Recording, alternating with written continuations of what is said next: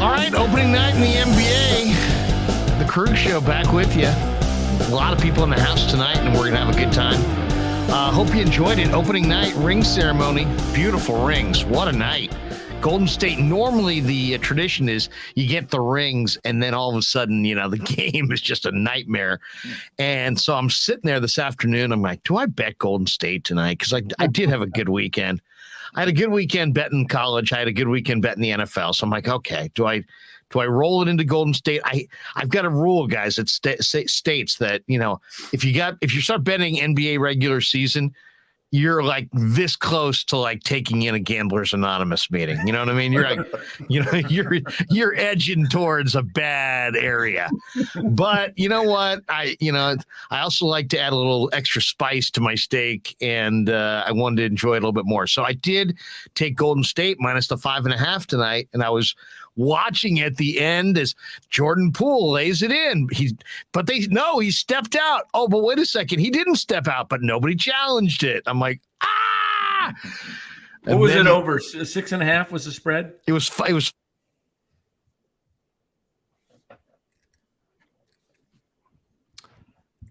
You went mute. Yeah, there we go. Sorry about that. I muted myself by accident. It was 5.5 points on the spread. You took the over, right? You took the Warriors? I took the Warriors minus the 5.5. So it ultimately covered because Wiggins hit a couple step back threes late. Yeah. DiVincenzo hit a 3. But guys, great night for Steph Curry. I thought it was a fun basketball game to watch. A lot of interesting things to talk about. The first thing I would say is I love how the NBA has become.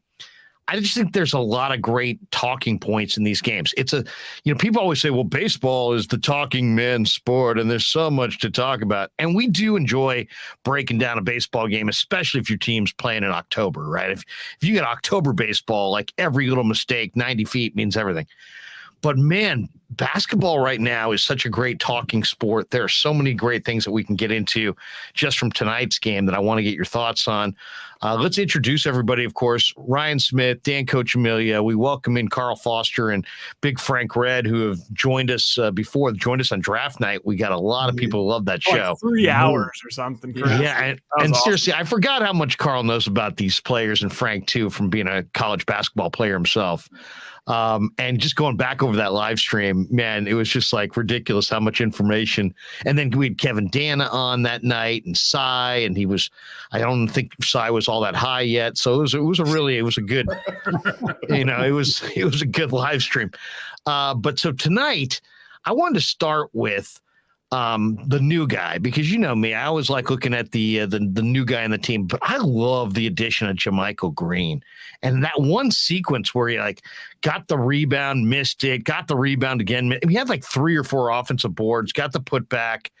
The guy can hit the 3, he can pass, he knows how to play. The motor's incredible.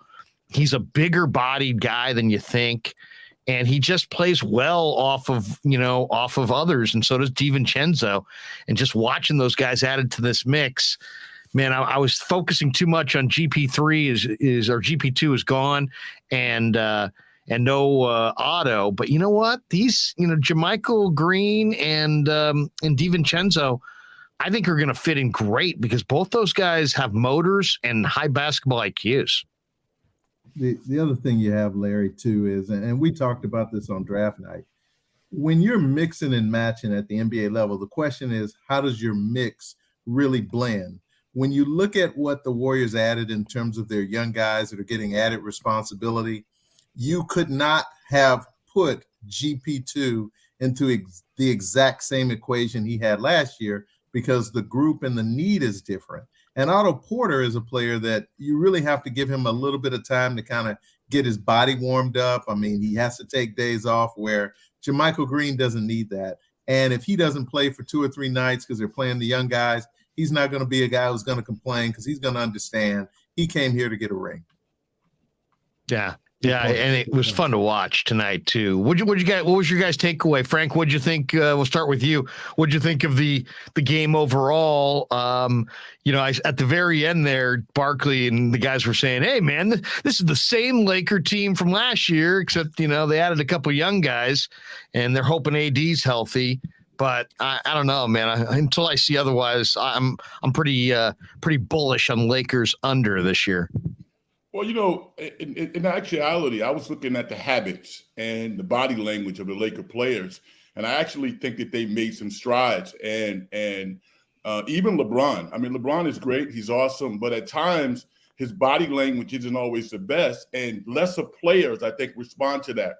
Tonight, I saw a guy play heavy minutes, get some negative calls his way, but I really liked how he competed, and I think just him competing held Anthony Davis accountable, and some of those role players, I think, really stepped up and showed what they could do collectively. So, the Warriors were clearly the better team, but I like the habits that I saw from the Lakers, and I think that they're going to be in the mix. I mean, if not in the top 6, I definitely see them making the play-in tournament this year. So I was impressed with them. I actually think they're going to struggle because of their lack of shooting. They still don't shoot. I mean, they got Reeves, and sometimes LeBron will make some step backs, but they don't have any pure shooters. And I think as the season goes further along, if Westbrook's on the floor, just sag off of him and let him shoot. Man, that was interesting, wasn't it, guys? The Warriors didn't guard Westbrook on the perimeter. They were just like, hey, take it. Whatever you want to take, go for it. Yeah, I mean, I feel bad for him almost. Like, I just feel like he's being dogged by everyone right now. Yeah, Barkley was mentioning that, how they looks like they've taken the joy of the game from him, I didn't agree with that, though. Barkley's good at television. He got a lot of money now. I mean, Westbrook had 19 points. And no, he can't shoot. I mean, he's going to have some curious air balls that kind of, wow the crowd. But when he drove to the basket and didn't look to make passes 2 inches from other players, he actually made some plays. So I think he's a rhythm guy. He's a confidence guy. And, I mean, when you can't shoot, you need to play good defense. I thought their defense was I think that's a good point. I mean, he was playing with a little bit of a hamstring issue, too, so he didn't have his full explosiveness. But Westbrook, to be really, really effective, has to have the ball and be in charge, and that's not going to happen on this team. He's at best when he's just going downhill and full speed. And with that, I mean, I don't see that happening with this team with Davis and LeBron. And I think Davis, he looked good to me tonight because they went down low with him and let him kind of dominate down low. But every time he falls, it doesn't look good. I mean, his body type, I don't know if he can hold up I don't know if he's available for more than 50 games. I would agree with that. Yeah, I mean that's the problem with the Lakers is the injuries. I mean, AD, LeBron is much, I mean, LeBron had that one power right-hand jam that was just ridiculous, but LeBron doesn't move laterally all that well. It's gonna be interesting to see what they do. I mean, you guys saw the whole thing with Beverly trying to call everybody together the other day, and and Westbrook staying out of the huddle, and it's just like, man, there's some strong personalities there, and I don't know. There's a lot of age there. I'll tell you a couple things tonight that stood out to me. One, obviously, Steph was great. Wiggins was terrific. Clay had 18, got it going in the second half. Poole had 7 assists to go at 12 points. But Golden State won this game. One, they were plus 18 at the three-point line, and they were plus 17 on the bench, 41-24. But I kind of wanted to get your guys' thoughts on James Wiseman because, man, it just seemed like he was nervous. In the preseason games that I watched, he shot the ball from the free throw line, and the stroke looked great. Tonight, he really just struggled from the free throw line, but he was wind up with 8.7 rebounds in 17 minutes. What are your guys' big questions about Wiseman this year? What do you need to see, or what questions do you still have about his game? I think you have to look at this, and I know Red is somebody who's just like I am. We spend a lot of time around young big guys, and one of the interesting dynamics, Larry, you shared it up front. You could clearly see he was a little bit fidgety early in the game because he wanted to make a big splash play. He's trying to get himself acclimated to regular season speed as opposed to preseason speed. He had a chance to really absorb what summer league speed looked like. And at each of those levels, if we're honest, even the G League game that he played in, you kept seeing an advance. You kept seeing something that was more progressive. I went to the last 2 preseason games. I thought he was outstanding in both games in terms of just his energy, his effort, playing smart, putting his hands up and not trying to block every shot.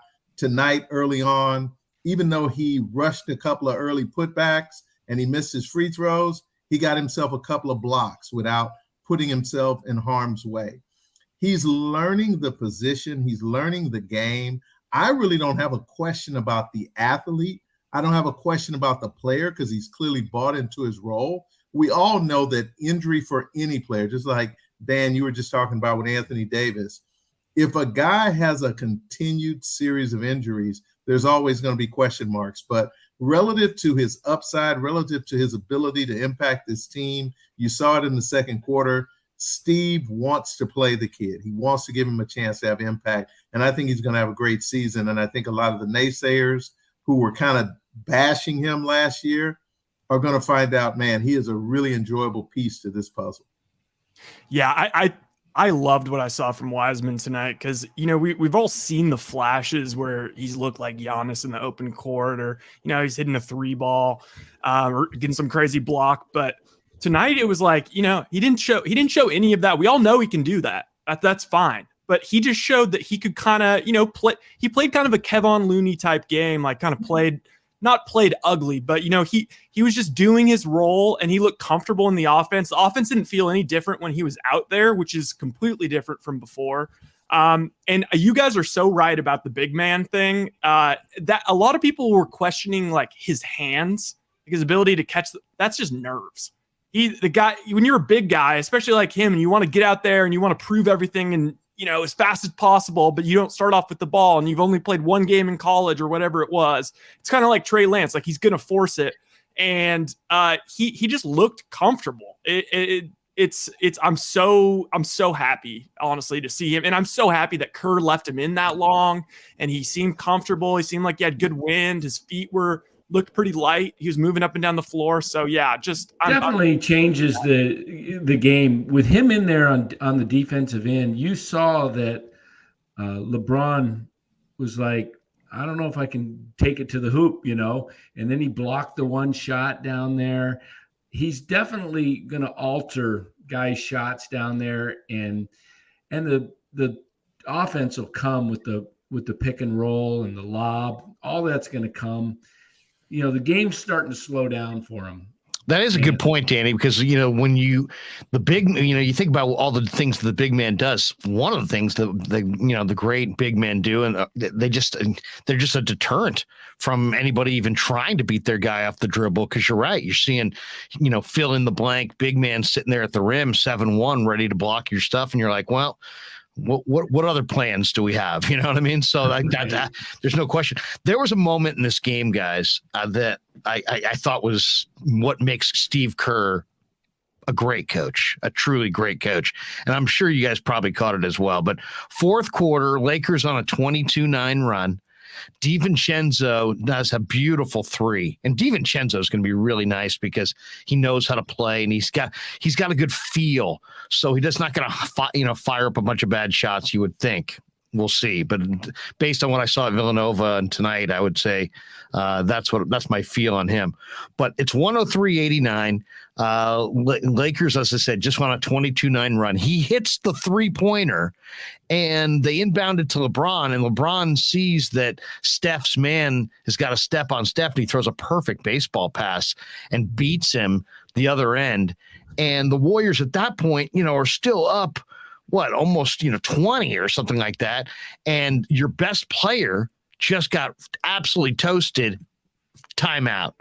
Yeah. Timeout. And they show Kerr and he's like, he's saying to Kenny Atkinson, that just can't happen. That just can't happen. And it's like, he is going to highlight that with Steph.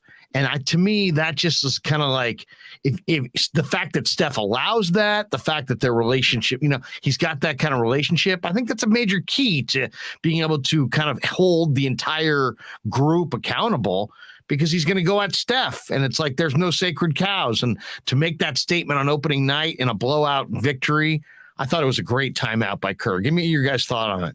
I noticed that same sequence, and I think you and I were definitely in step with that. But I hold Steve Kerr in high esteem, so I wasn't surprised that he did that. He's been doing that throughout his tenure as the coach of the Warriors. And again, just like I talk about the Lakers, the Warriors, even with their 4 championships, want to continue to build good habits. If Steve Kerr can get on a Steph Curry for not being accountable for his man on the other end, then everybody knows that they're fair game. So I'm with you. I thought that was an excellent coaching move, but I'm not surprised. And from top to bottom, the Warriors really about building great habits. So, that's what championship teams do. And, there's a question that has to be asked at some point. This season, a lot of what a number of people have said, a lot of the analysts who are fairly close to the Warriors, they've said this team might resemble the 2015-16 team in terms of the strength and numbers. The question would be, and we see the stat that's up there, the Warrior bench had 41 points tonight. Could you potentially see this team having a more productive bench than the strength and number squad that starred Mo Spades and also, of course, Barbosa in that group? I think you have to assume, honestly, yes, just because you're not going to get the same production out of Draymond.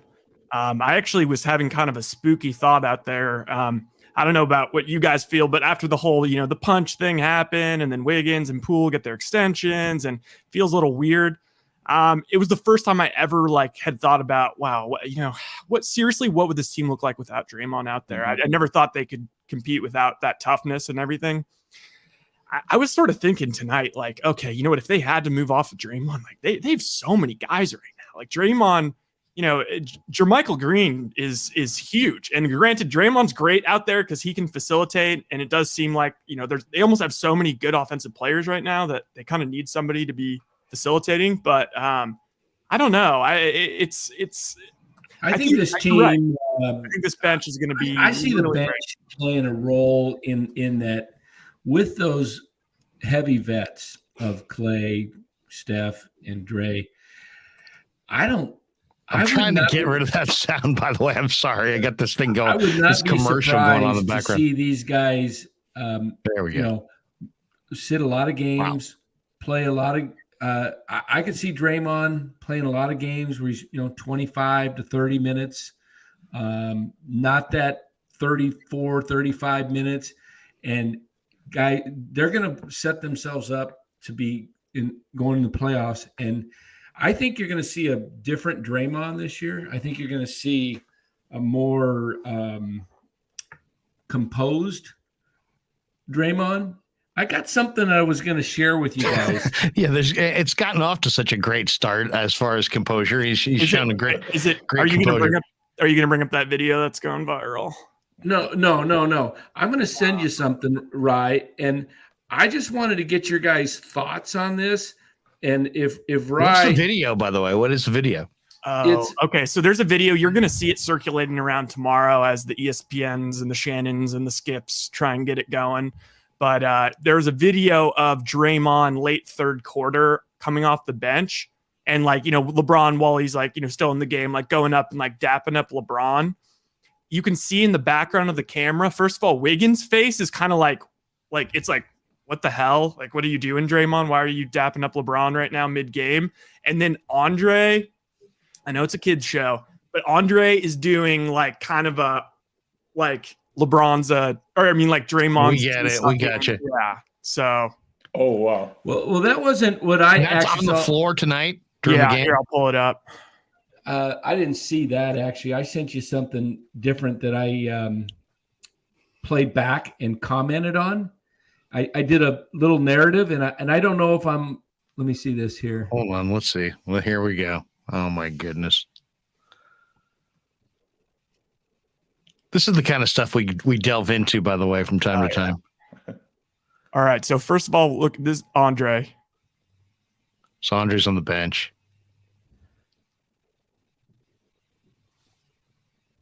I mean, it's definitely subtle. I don't know. No, that's not. I think that's too. Yeah. I'd have to see a close up. Right.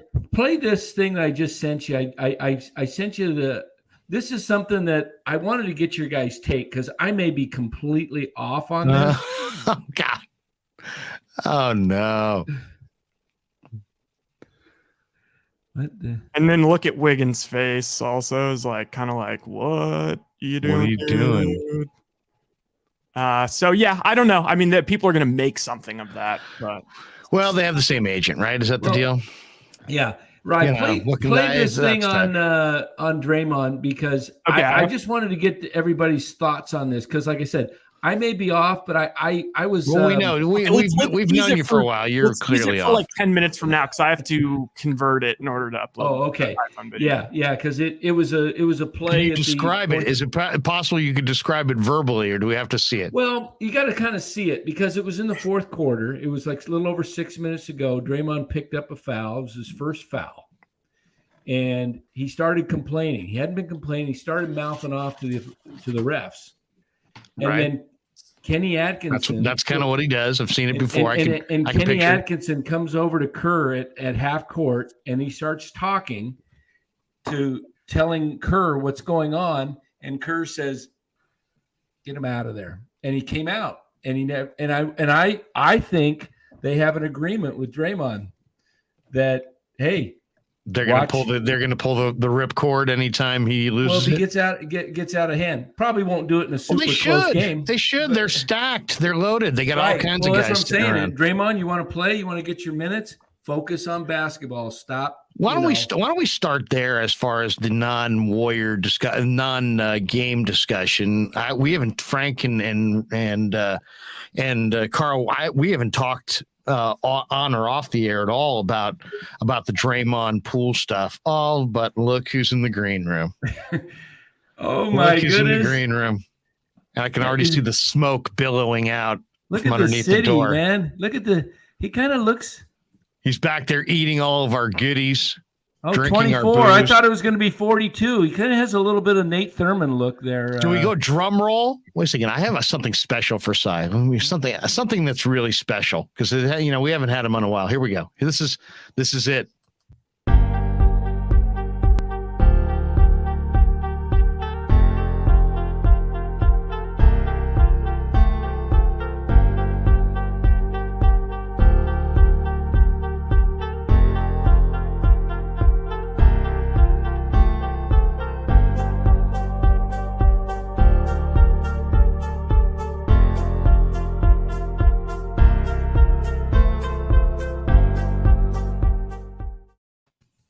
And there he is. Look at that.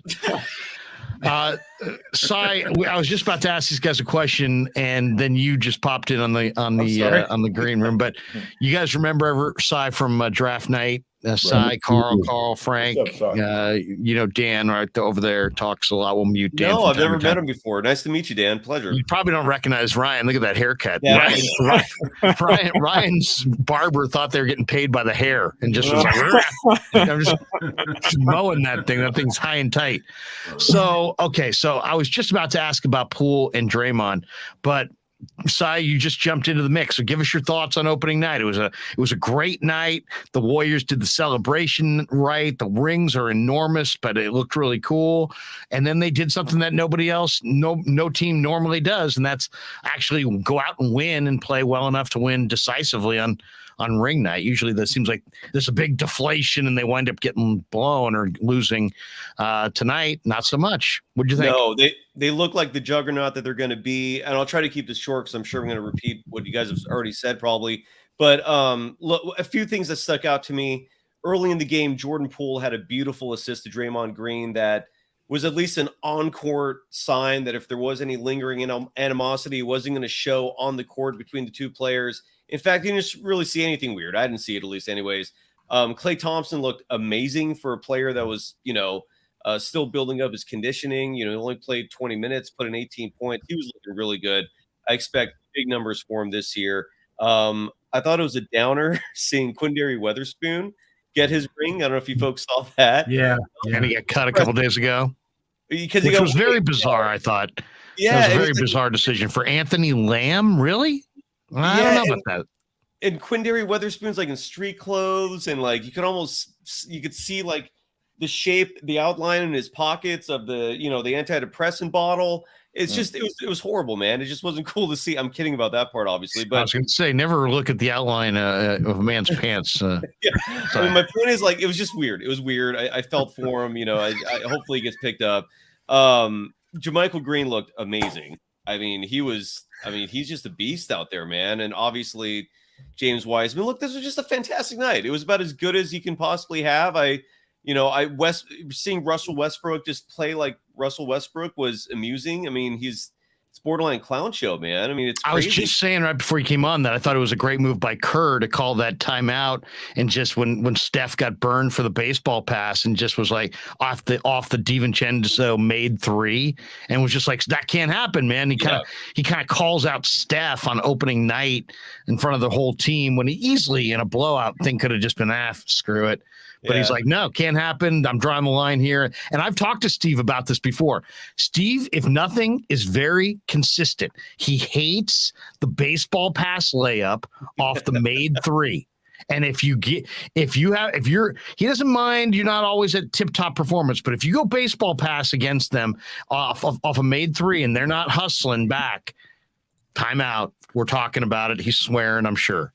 I mean, that's just kind of the way it is. Yeah. Okay, let's get back into the general discussion on the Warriors, which was, what did you guys think? I never talked to Carl or Cy, really, or Frank, and of course, I want your guys' thoughts as well on the whole Draymond-Poole thing, just how it went down, how it was handled. He paid a fine. There was no suspension. He was there on opening night. They kissed and made up. They're moving forward. It was a crisis, according to Steve Kerr. He called it a crisis.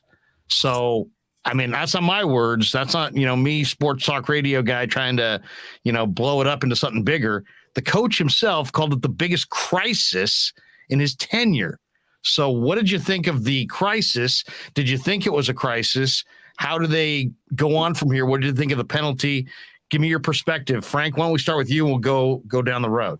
I thought it was a big deal. All of us who play sports, I mean, yeah, things get heated with teammates, but Draymond Green knows how to box. That was a lancing shot. And as a kid, I still reminisce about what happened to Rudy T. And that could have happened to Jordan-Poole. Jordan-Poole was not expecting that punch. It was a laser shot. He could have ended that kid.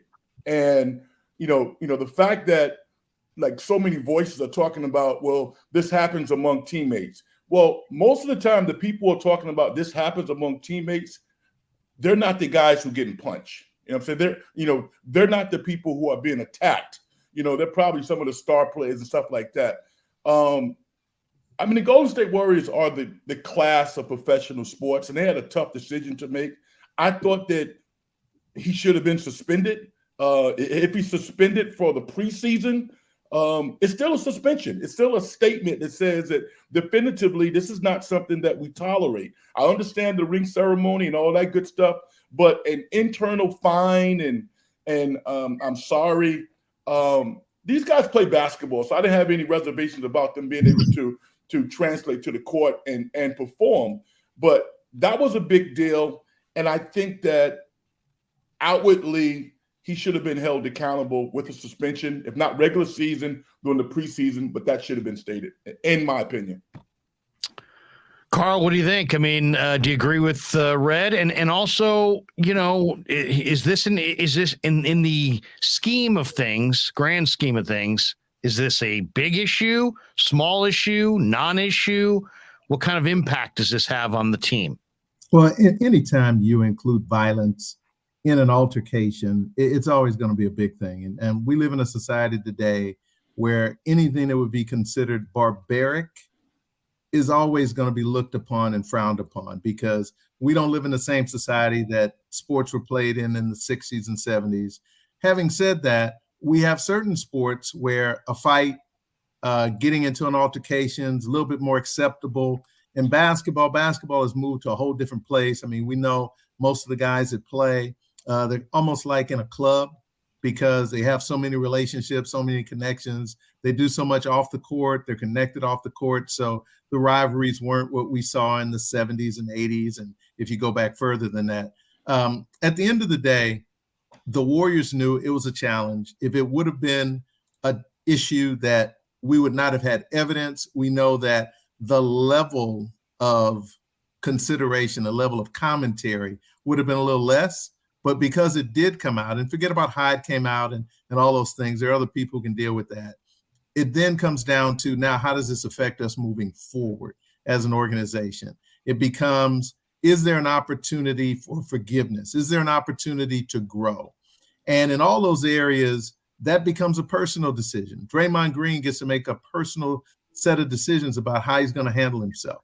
Jordan-Poole had an opportunity to showcase his character and his ability to be able to deal with adversity.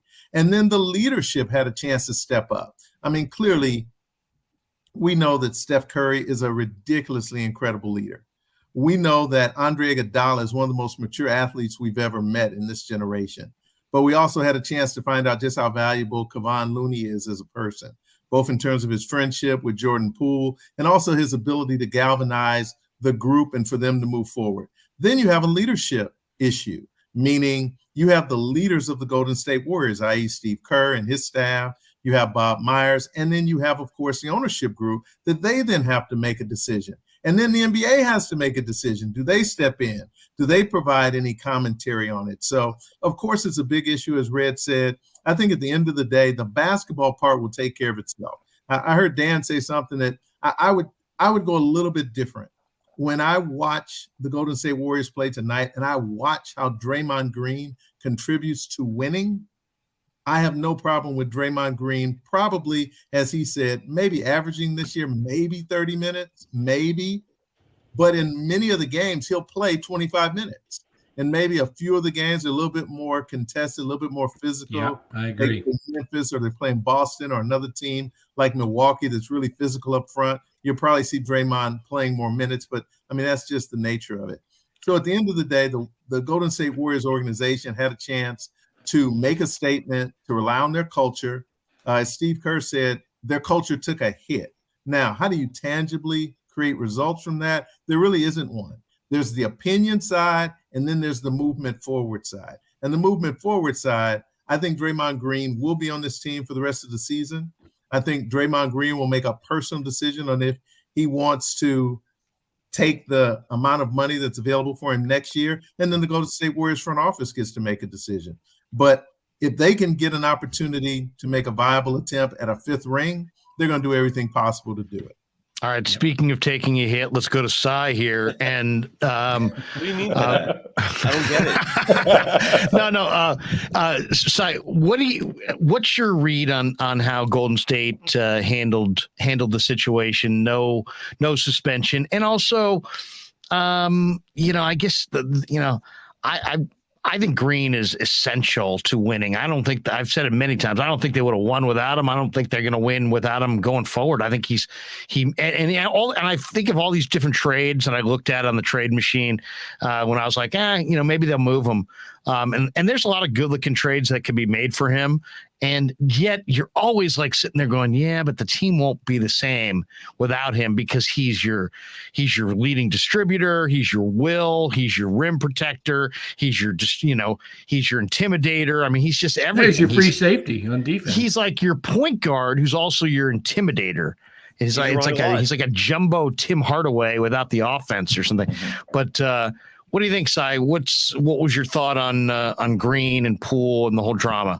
Yeah, I mean, he's like your Ronnie Lott. I keep drawing parallels to the late 90s or late 80s Niners with his team. And he's just a defensive savant. I mean, he showed tonight, he just reminded you how amazing of a defensive player he is, not to mention the passes on the offensive side. I mean, he's not a shooter. He's never going to be a scorer, but everything else he's phenomenal at. When it comes to the incident, it's just, I don't have an opinion on it, because there are so many perspectives to this. Like, if you ask one person, they'll make a really compelling case for why he's a total dirtbag for doing that, and that he's a potential menace, and that what he did is abhorrent when you look at societal standards. But then someone else will come out and say, I've seen this a million times. Like, when I played Division I college basketball, people were bringing weapons, and I won't get into the details of what kind of weapons.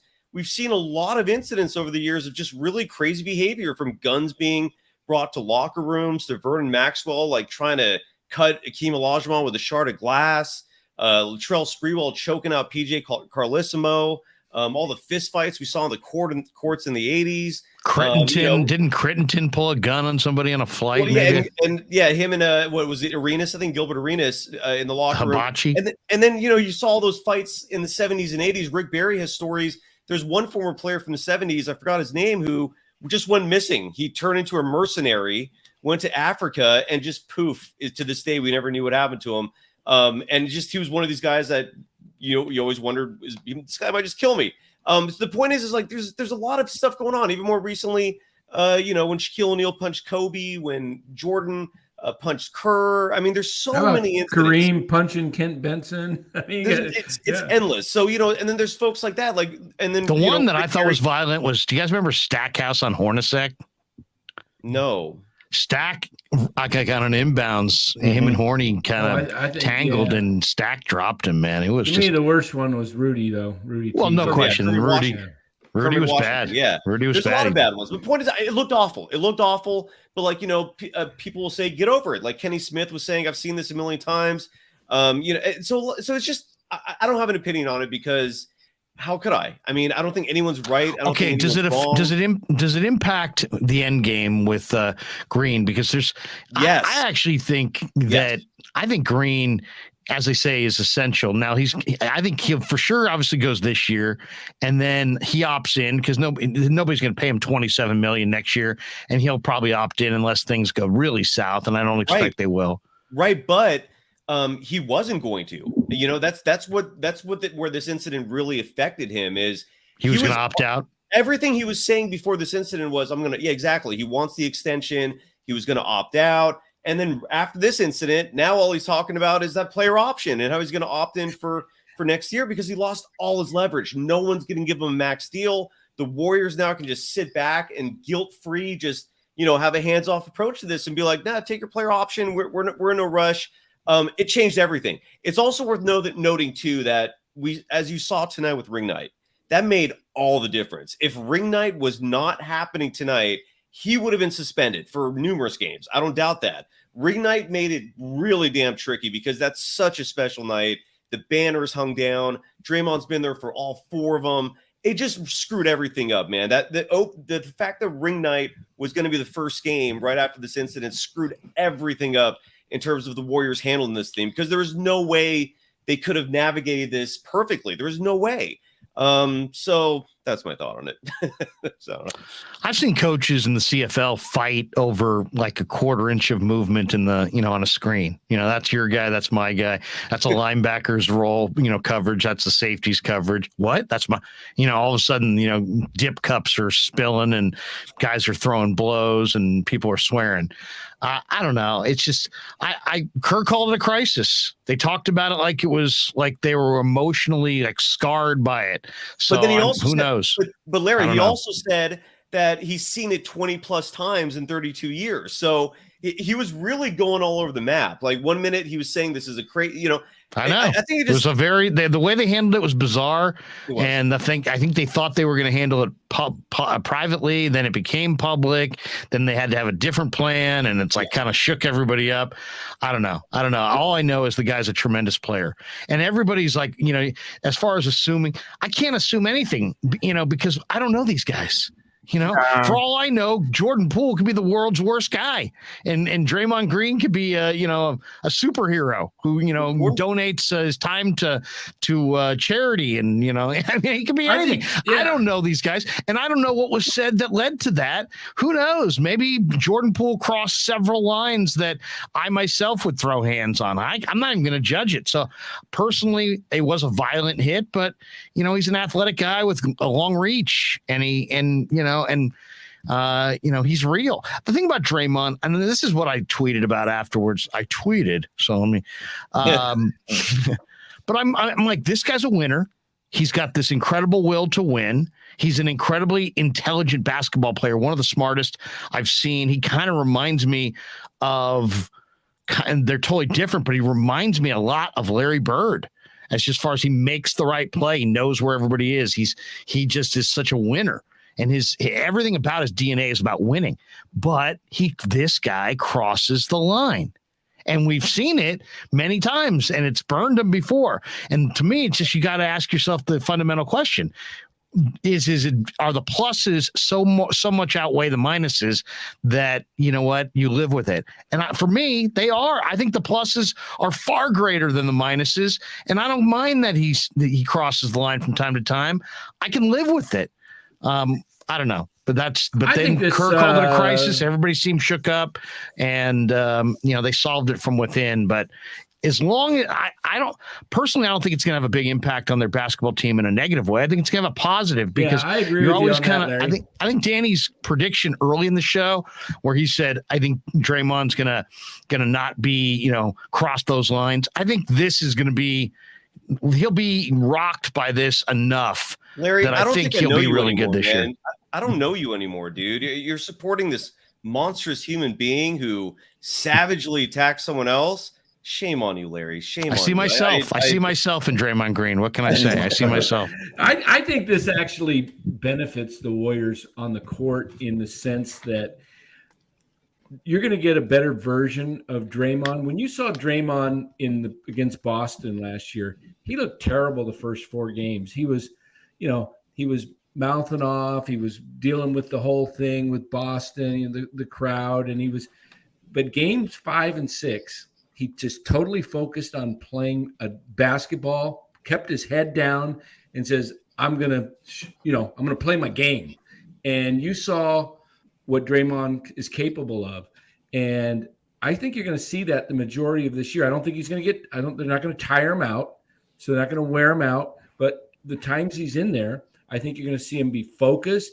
And the fact is, I believe the Warriors have the leverage now, because if he acts up, he's gone. Why would you want to leave this situation? I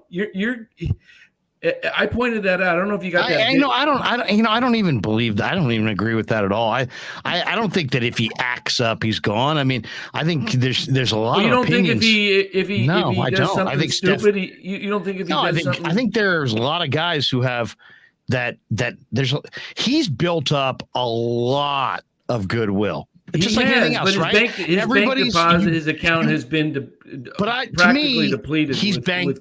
This is my opinion. I think he's banked more goodwill, a lot more goodwill than people realize, and he's done it with the most important people, Steph Curry. Steph Curry's wish is going to be heeded, I think, here, and this is a guy that, we all watch basketball, we all know. He makes, Marty McSorley was Wayne Gretzky's bodyguard.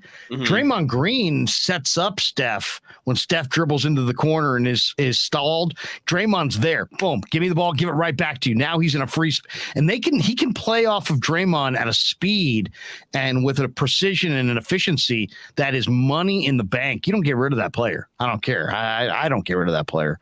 I see him as absolutely essential.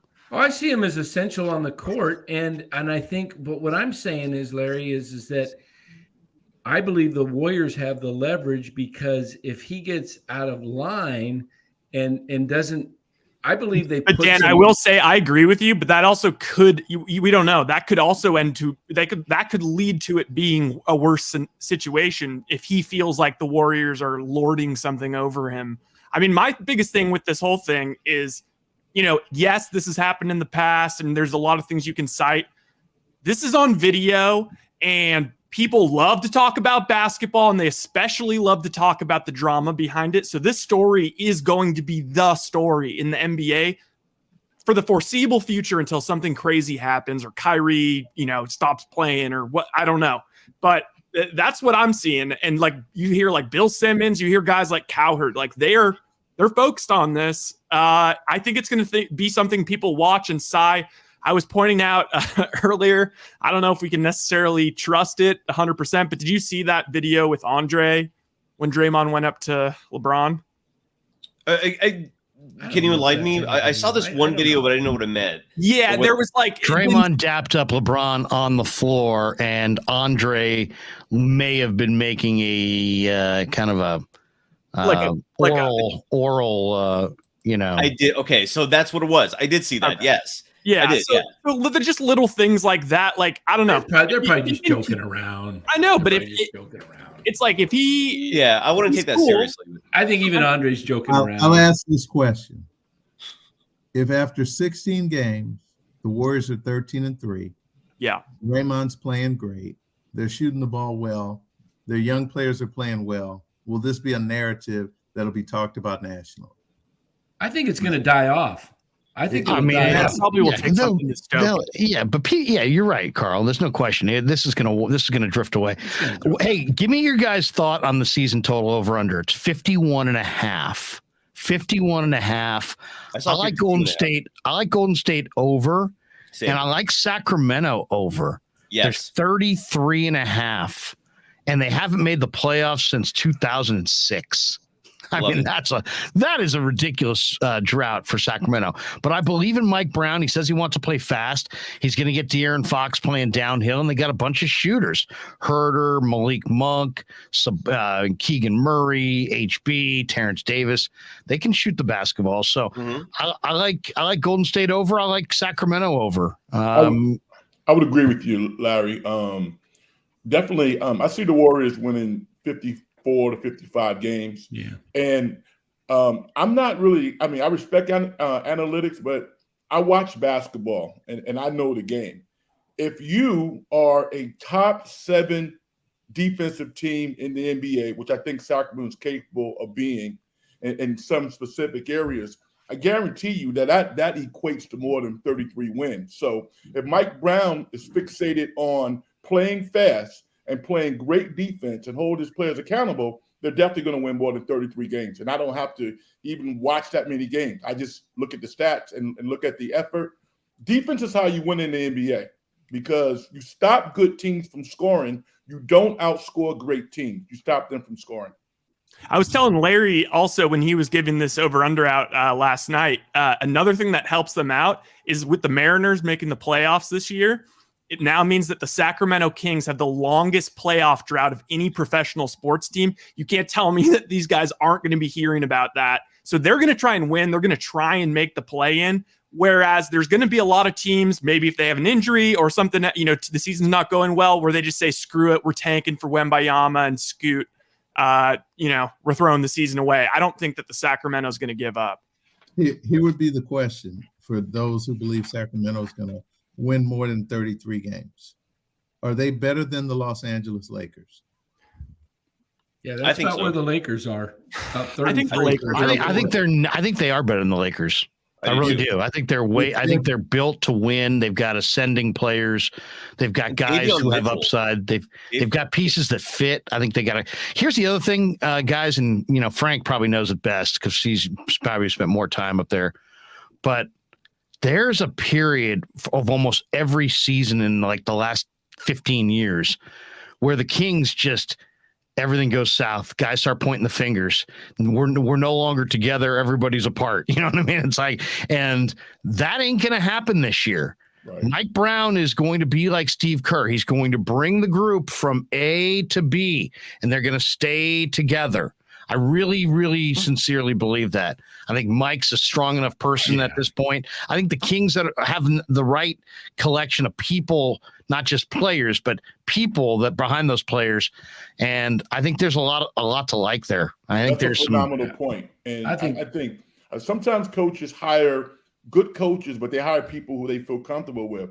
Mike Brown went out and hired a staff that's going to support his efforts and hold people accountable. It's going to be one voice. And whatever their decree is, the players are going to have to live up to that. So based on those principles, I think Sac's going to be better than they've been in the past. If Sac's going to be better, then that means Portland has to be significantly worse. Yeah, I mean, somebody in the West, Carl's point is overarching here, is that at the end of the day, you got to bust out the standings and say, who are they jumping? But I just think that they're a team. Go ahead, Carl. I want to interrupt you, but I just think they're a team where some teams fracture. We all know Utah is playing. They're tanking. The sweepstakes. Yeah, they're tanking. They're in the Wembayama Invitational. We know that Houston, although they're not playing to get there, they are going to end up there just because process of elimination. The third worst team in the Western Conference is probably going to be around 35 to 36 victories at best. The third, 33. OKC's not winning 35 games. No. OKC, we know, No is in San Antonio is going to be in the 20s. Yeah. San Antonio's terrible. San Antonio they're going to be terrible, but they're going to end up with at least 30 wins. Ooh, I don't agree with that. No way. I hope not. I took them in my draft last night. Pop will retire at the All-Star game. If they're winning that many games, Here's Pop the is like, it's time for me to go. By the way, the Kings did go 5-0 in the preseason. There I don't know. can't Just be saying. 4 teams in the West that are going to win 20 plus games or less. It's just not going to happen. I can't see that. There might be a few like under 25. The Spurs. Okay, I was right there with you with the Spurs. Kind of like, oh, okay, Pop. I mean, how much could they really lose? If you look at their roster, it is shocking. I think that their highest paid player is Doug McDermott. Yeah, no, San Antonio totally wants Wembanyama for sure. Of course they do. They've got By the way, Spencer on Stewart their advisory board. But at the end of the day, somebody else has got to be in that grouping that's going to be in the 30s. Are they still? They're still doing the. Or it's they're going still doing to the be. pool. I think the draft, Blazers. right? I think the Blazers are going to lose a lot of games this year. No question. Spencer Stewart says Kings play the Warriors 3 times in the first 13 games, and then don't play them again till the second to the last game of the year. Is that true? I mean, that's Crazy scheduling. that's weird scheduling. All right, let's get to the question that I wanted to ask this group here. I'm looking at the NBA GM survey the other day. You guys check it out, right? I always think it's really, really good. But they said who's going to win the title. Only 25% of the NBA general managers think the Warriors are going to repeat as champions. So they're saying the number one contender is Milwaukee. But I'll throw it to you guys. Who do you see as the number one contender for the title this year for Golden State? Have a good night, everyone. If this is really the question, dude, Larry, I mean, obviously most of the NBA GMs are morons. I mean, anybody who follows basketball knows this. And if you don't follow basketball, this poll confirms it. I mean, the Warriors are head and shoulders above anyone else. There's no one in their class, man. I mean, I don't know how you can make that argument. I agree with Cy on this one. I think Golden State, I'm surprised that number is not 75%. Crazy. They have a great coach. They have, here's the thing.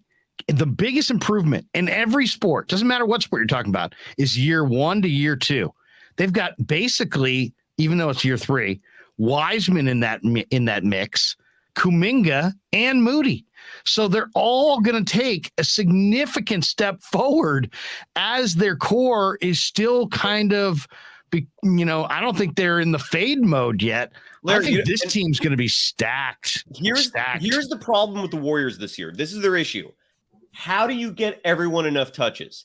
That is, I actually was thinking that as the game was starting. The number one problem this year is how do we make everyone happy? This is a very team first, organization, top to bottom. So, egos get put aside. But I mean, seriously, if you want to be pragmatic about it, you look at this roster. Almost everyone can score all the way through 12. I'm looking at the minutes tonight.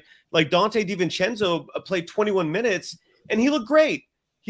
I mean, he went 1 for 2 from 3. Moses Moody only played 7 minutes because he's coming back from that calf injury. What's going to happen when he plays 20 plus minutes? I mean, do you see that as a problem? I don't, because I think the NBA season's so long. My point is, it's if that's your biggest problem, dude, that's how good of a team they are when that is the issue. I agree. I think that's that's a positive for them because it's an eternal schedule. They can rest those guys. They don't have to overplay Steph, Clay, and Draymond and even Looney. Looney played all 82 games last year. He needs to step back and be ready for the playoffs.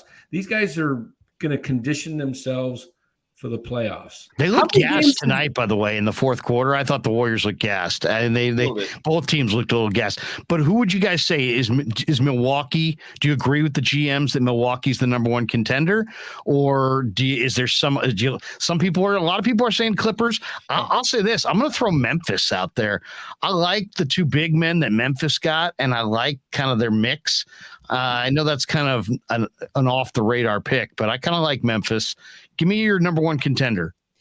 It's interesting because I'm vexed by this, but, Boston rivals the Warriors in basketball IQ and intelligence. Yeah. And They look good tonight. They have a very obviously inexperienced coach, but in terms of personnel and basketball IQ, they rival the Warriors. The one stat that I look at, and I don't have to watch it, I just think it, the teams that have the highest assist level will be the toughest to win and the toughest to beat in the playoffs. The Warriors are clearly the best team.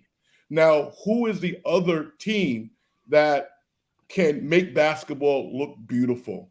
The Boston Celtics can do that. Milwaukee, I question their backup point guard. And even their starting point guard last year, he was pretty good, but he wasn't like he was when they won the championship. So, the other teams to me simply don't pass the ball well enough. Boston does. The Warriors are clearly the best. The Clippers are tough too because Ty Lue rivals Kerr as a coach. That dude is big time. So I have the Warriors number one, and in the East, surprisingly, I think the Boston Celtics are probably the best team coming out of the East. What do you think of Brooklyn this year? Because I think Ben Simmons is going to be make it difficult for them to, Score. Stop. Well, he can drive and dish, and he's not obviously he can't shoot, but I could have bet on him to win Defensive Player of the Year. I mean, they're going to be better defensively, and they've got the shooter. What's that guy? Harris. Joe Harris. Joe Harris. He's back. Durant is there, and I mean, you still got to deal with. I love Steve Kyrie, but I love Nash as a player, but as a coach, he's a work in progress. He's a work in progress. In the most pensive moments when the coach matters, you can see Nash still developing. I think he's going to be great, but there's some coaches out there that I think feel pretty good when they match up against him in the clutch. And if you really look at it, when I think of who are the biggest contenders for the title, and I don't agree that the Warriors are that far head and shoulders out in front of the masses, and here's why. You still have to play based on matchups. Playoff series are based on how we match up and who executes their game plan when it counts. We all got a chance to see the NBA Finals. The Boston Celtics were young. They were inexperienced at being at that level. They didn't know how to calm themselves down at certain points, and their two best players struggled to play great consistently and cleanly. They weren't efficient. They were turning the ball over, making bad mistakes, getting emotional. Whereas the Warrior guys, because they are so grizzled, they are so veteran-oriented, they knew even Draymond, like you said, Dan, he was able to gather himself after the fourth game, really put his focus. Hey, it can happen to any player in a playoff series. He found himself and he contributed in games 5 and 6 in incredible ways. When I think of who are the teams that could potentially truly contend for the title, there's 3 in the East, and I think there's 3 in the West with a potential 4th. I'm not as big on Memphis because I think Memphis is going to find out being the hunted, which they're going to be, having been the 2nd seed, is a lot harder than being the hunter, which they were so brashly aggressive and confident last year. They're going to find that other people are going to find different ways to attack them. But I think that's why Vegas has their over-under 48.5 this year. Yeah, they won 56 last year. Jaren Jackson's out for a while too. I think they are going to have a little bit of struggles. The thing that I see the number one contender in the East is Milwaukee. Yeah. If they can play great and get the right matchups. They better pray they don't play Brooklyn in a playoff series this year. Because I hear people say Ben Simmons can't shoot, but I noticed Ben Simmons shoots a high percentage on layups, which is high. Layups. He gets in there, he gets down in the paint. He's got a really good hook shot. He's a ridiculously incredible individual defender. He's Draymond Green-esque without having been in those same battles and knowing how to fight through adversity. I think the Nets, the Bucks and the Celtics are going to be the fight. I think the other group, when you look at Toronto and Miami, and you look at, even Cleveland, who's young, they're going to be good, but I don't think they're going to be ready for prime time. But those other three are going to be ready. Remember, the Nets felt embarrassed. Not only do they have Joe Harris, they have Seth Curry, and they have Patty Mills. They can truly spread the floor. They've got a big who rim runs. They're going to miss Brown, who's now in Denver, but they're going to do well. In the West, it's the Clippers who have to prove not only can they stay healthy, that's the easy part. Everybody knows if you're not healthy, you can't compete. But they got to find the continuity in the playoffs to play smart, because they sometimes can get caught up just like Boston does. They have veterans, but they run into the same issue. The other two teams are really going to come down to the Nuggets. And does Memphis find a way to mature as this season goes on? I really wish they had another veteran player who could kind of take some of the pressure off of, their young superstar. But I don't know. I think you're right about Denver. Denver is going to be tough, man. With Murray back, Denver looks good with Murray back. And we'll see, and we're going to see them next. In a playoff series is a tough guy to deal with. They will be a monster matchup for anybody in the Western Conference. So if the Warriors win the championship this year, they will have done yeoman's work. But I honestly believe they have the right temperament, they have the right lineup and the right culture to actually do it. But it's not going to be as easy as people think, Cyrus. Jaguayo 56 donates $2. His Draymond reminds me of Dave Cowens, his attitude and his effort. Or Dave the Butcher. So to me, first of all, like when I look at when I look at like, okay, who's a threat to the Warriors? I think, okay, who's actually would make the Warriors nervous? And if we look at the track record last year, who actually challenged him? The Grizzlies pushed him a little bit. And it's weird to me that people are writing them off, man. I look at this team. John Morant is not going to get worse. He averaged over 27 points a game. He's an athletic freak. He has to stay healthy, obviously, but he's just going to get better. People are forgetting Desmond Bane is on that team. He's a beefy guard who can shoot threes. Dylan Brooks is on that team, who's vastly underrated defensively. They got Steven Adams back. They got Xavier Tillman. They got massive size. They just gave Brandon Clark, who's just a long athletic player who plays great defense and extension. Zaire Williams, who is a great rookie, 6'8", 6'9", shooting guard, is back, and he has a year under his belt. This is his sophomore year. Tyus Jones, one of the best backup guards, point guards in the NBA, is back on this team. John Contra is a great player. They drafted some incredible talent. I'm drawing a Jake LaRavia. I mean, and they always draft well. Their front office is exemplary. I don't understand why people sleep on the Grizzlies. It blows my mind, Larry. I'm with you 100% on that. Even without Jaren Jackson Jr., I named all those players. That's 11 deep without Jaren Jackson Jr., who is going to come back. The Denver Nuggets, I think, are a lot of people are hyping them up. I love this game Friday. We're going to watch, because I think the Warriors. I know the Warriors read everything, and they're reading what a lot of people are saying, which is that the Nuggets with Jamal Murray are just magically going to be like a contender. I don't see it. They lack depth. JaMychal Green is a Warrior now, and that was a very important player they lost. And if you look at their bench, they're not a deep team. They go about 6-7 deep. Beyond that, they don't scare anyone. And Jamal Murray's coming back from that ACL injury. Michael Porter Jr. is coming back from that back injury. He misses a lot of time. I just don't see the Nuggets. I agree that I agree with you. They're not very deep. Yeah, they're not deep, but they're strong. You need depth. You need depth to be a contender. You look at the Clippers, and the Clippers. This is year 4 of Kawhi Leonard and Paul George Jr. Paul, is he a junior? Actually, I don't know why I said that. And Paul George, this is year 4. Like, why are people thinking like in year 4 things are suddenly going to be magical? And then everyone loves hyping up Ty Lue as a coach. I don't want to hate on him, but win more than 47 games in a regular season as a head coach, then come at me and with he's a great coach.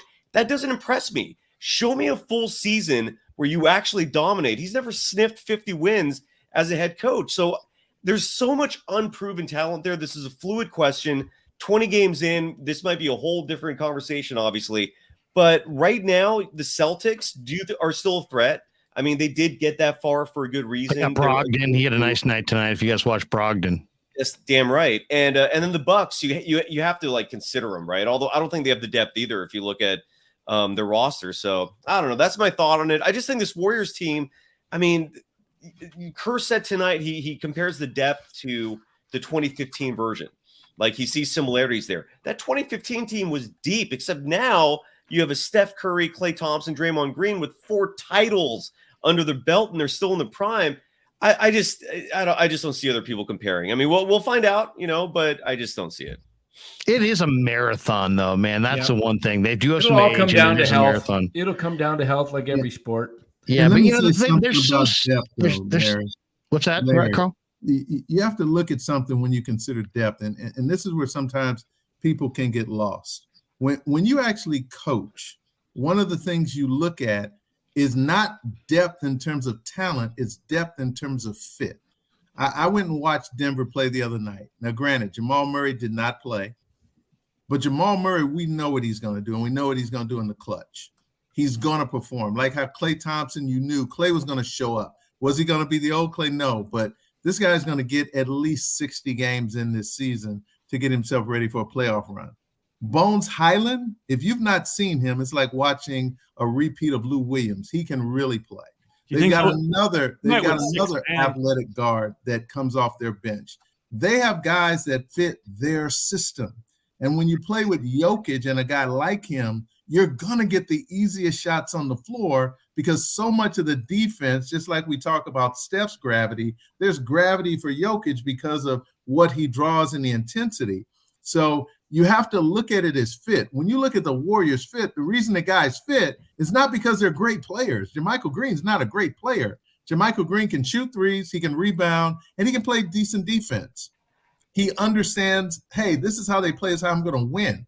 He's very similar to what we had in Otto Porter last year. But you don't look at Otto Porter and say, my God, look, he went to Toronto. Or are you killing me?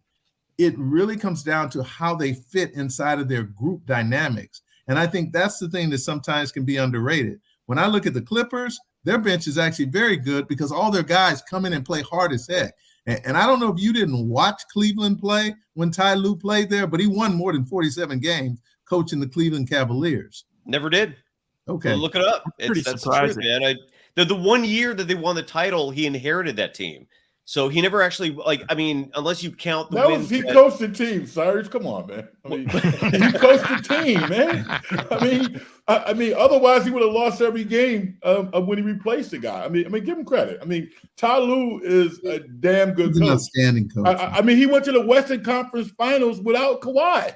Sometimes you need stats to back up these arguments. And Reggie Jackson as a point guard. I mean, come on. The stats man. don't show it with him, man. He's never won more than 47 regular That's season why I don't games. believe in stats. That's why I don't follow stats. Well, you have to have some stats. Otherwise, how can you validate your argument? This sounds like Larry. This sounds a little bit like us yesterday. Yeah, this is good. We'll let you guys go. Let him go. Hey, Cyrus, I'm just going. Cyrus, listen, I love you, man. I'm just going back and forth with you, and I got to stand up for Ty Lue. Ty Lue is a great coach for this particular reason.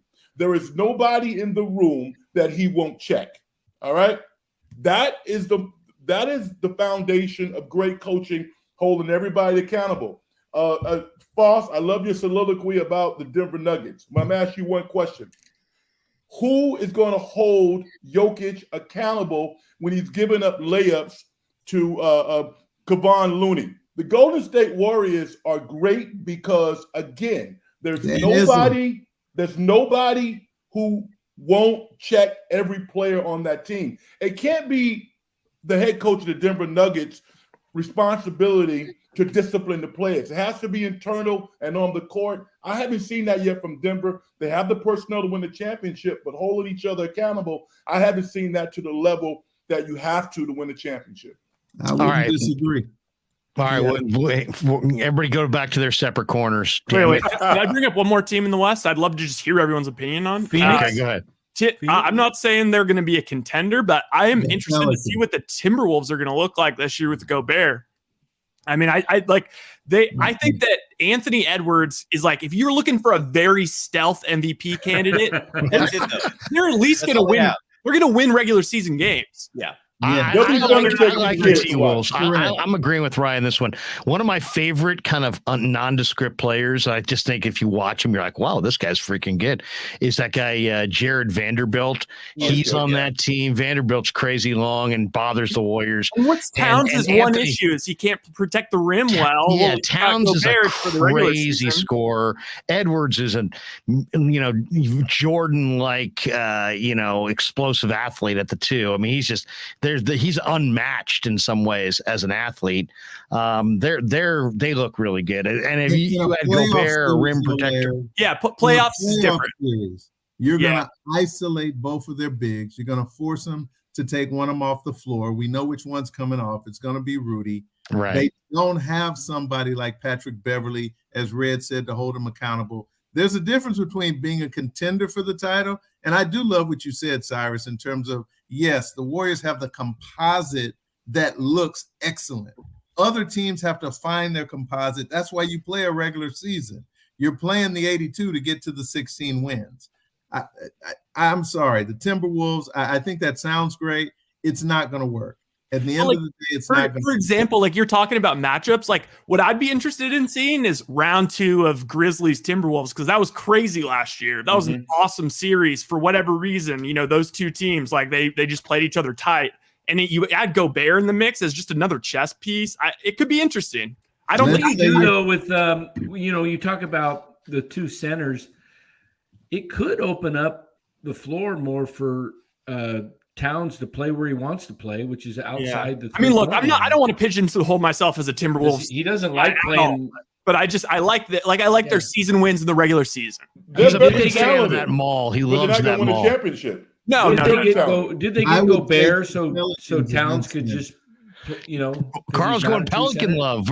We've heard Pelican love. Pelicans are my favorite over in the whole of all the over. Pelicans are my favorite over. Zion found a way to cut some of that mass that we were talking about, guys. We talked about that last year, how we needed to cut that mass.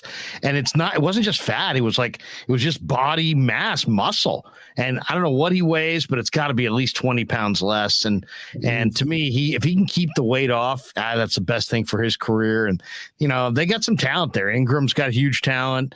I love the kid, the 3-point sniper they got from Virginia. Trey Murphy the third. Trey Murphy the third can stripe it.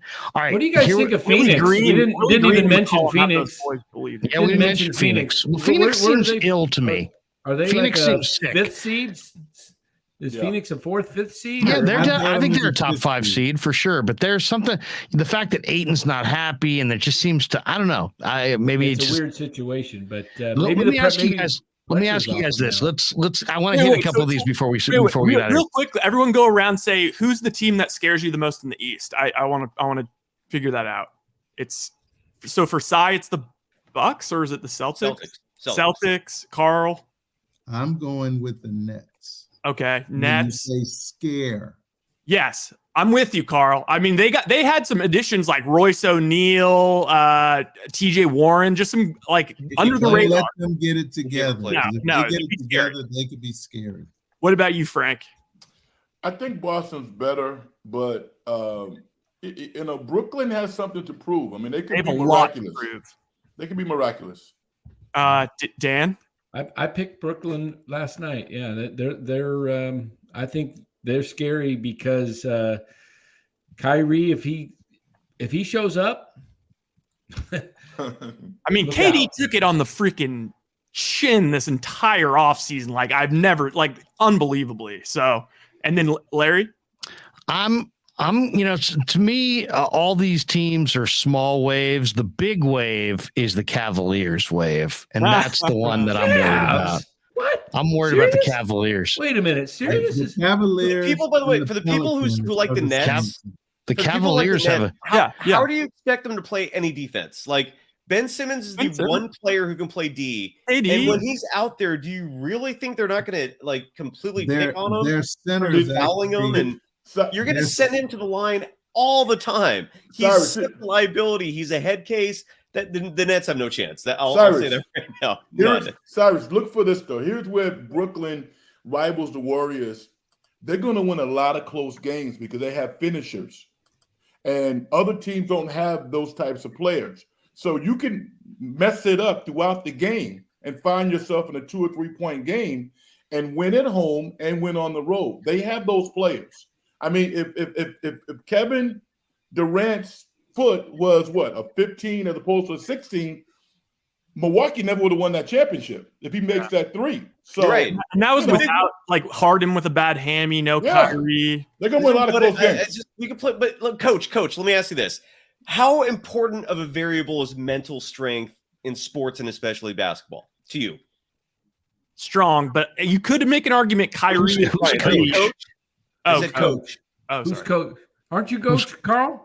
We're all coaches. I am. Oh, yeah, you guys are coaches. My brother's a coach. I'm not the coach, but Well, Carl's the main coach here. I'm curious. No, Carl's not a coach. Carl's just a really knowledgeable basketball guy. Did we bring in the coach? I do still. We did coach but the AAU squad. I should say that. I actually coach internationally. I coach a travel team when I go international. But just to be honest, when I look at Brooklyn, they have some guys that are there for their defensive prowess. But I'm kind of like Red. They'll find a way to piece together a decent enough defense. Let's say they're middle of the road. I want you to say they're down by 1 with the ball. They've got Kevin Durant and Kyrie Irving in pick and roll. They've got Seth Curry in one corner. They got Patty Mills in another, and they got Joe Harris at the anchor point. What are you going to do? Score on them all day and not let it be a 1 point You game. can't And not let it be a 1 point game. You're missing the point. They got scores. They got scores, and they can spread the floor. That team played the Celtics in the first round and got swept last year. They didn't have Joe Harris. So that's it. I'm sorry. Joe Harris is not a game changer for me. he's a shooter. I don't see the Nets doing this. It's pretty wild. The other thing that has to the factor that people have to factor in here is that some of these teams are going to come together, but there's going to be a number of teams that it's not about the players, the mix. It's just that the personalities, they're not going to come together. The Brooklyn situation, I agree with people who see the upside there because it's clear, but there's also huge distractions along the path and all kinds of massive egos in a huge media market. And I just think that you got to handicap that part of it as well. The likelihood of the implosion is a big part about handicapping an NBA season, right? Some of these teams don't grow together. A lot of them fracture. Who leads that team on the court? That's a great question. It's kind of like their identity, and I don't love it, but their identity is kind of a KD Kyrie look. We're just hoopers type thing, like where it's just like I know it doesn't work, except they were 3 inches away from playing probably for an NBA Finals. You're right. And it was because of a misplaced foot. I hear you, and sometimes what happens to people when we are fans and we go into the fan mode is we forget. What happened in one particular year is not guaranteed to continue to happen. Boston just lost their head coach, who did a fantastic job last year in the most drama-filled episode, the most soap opera-ish issue you could ever have. And yet, if you watch them tonight, you did not miss Ime Udoka at all. Because at some point, it's the work that you're putting in the gym. It's the buying into what we're trying to do. Yeah, we don't have a leader. Yeah, they got a leader. That all sounds great, except the guy that we thought was the biggest leader for the Warriors, you had some chaos on that side, and he's now got to work through that. Everybody's got something they're working through. The question is, that's 6 months away. If I have to look at it as somebody who's looking at the puzzle pieces that are available and how, if I were coaching, I could try to mesh those puzzle pieces. I could create a scenario, and my staff could create a scenario to get the Brooklyn Nets to an NBA Finals. But I could do the same thing with any of the top 4 teams. You're not going to get the Cleveland Cavaliers there yet, but 2 years from now, I wouldn't bet against them. It's going to be a fun season, man. We're coming down the stretch here. We only have a few more minutes left. I do appreciate all you guys stopping by. This has been an awesome live stream. We'll finish up at midnight, so we got about 15 more minutes. We'll finish up then. 2 things I want to get from all you guys going around the room. Give me your highlight of the night for Warriors Laker game tonight. Ring ceremony, all the stuff that went along with that, the way they handled it, the game itself. Take any aspect of tonight's game that you feel like was the highlight of the night. And then I want to hear everybody in here. We're all NBA fans. This is a perfect night for this. It's opening night.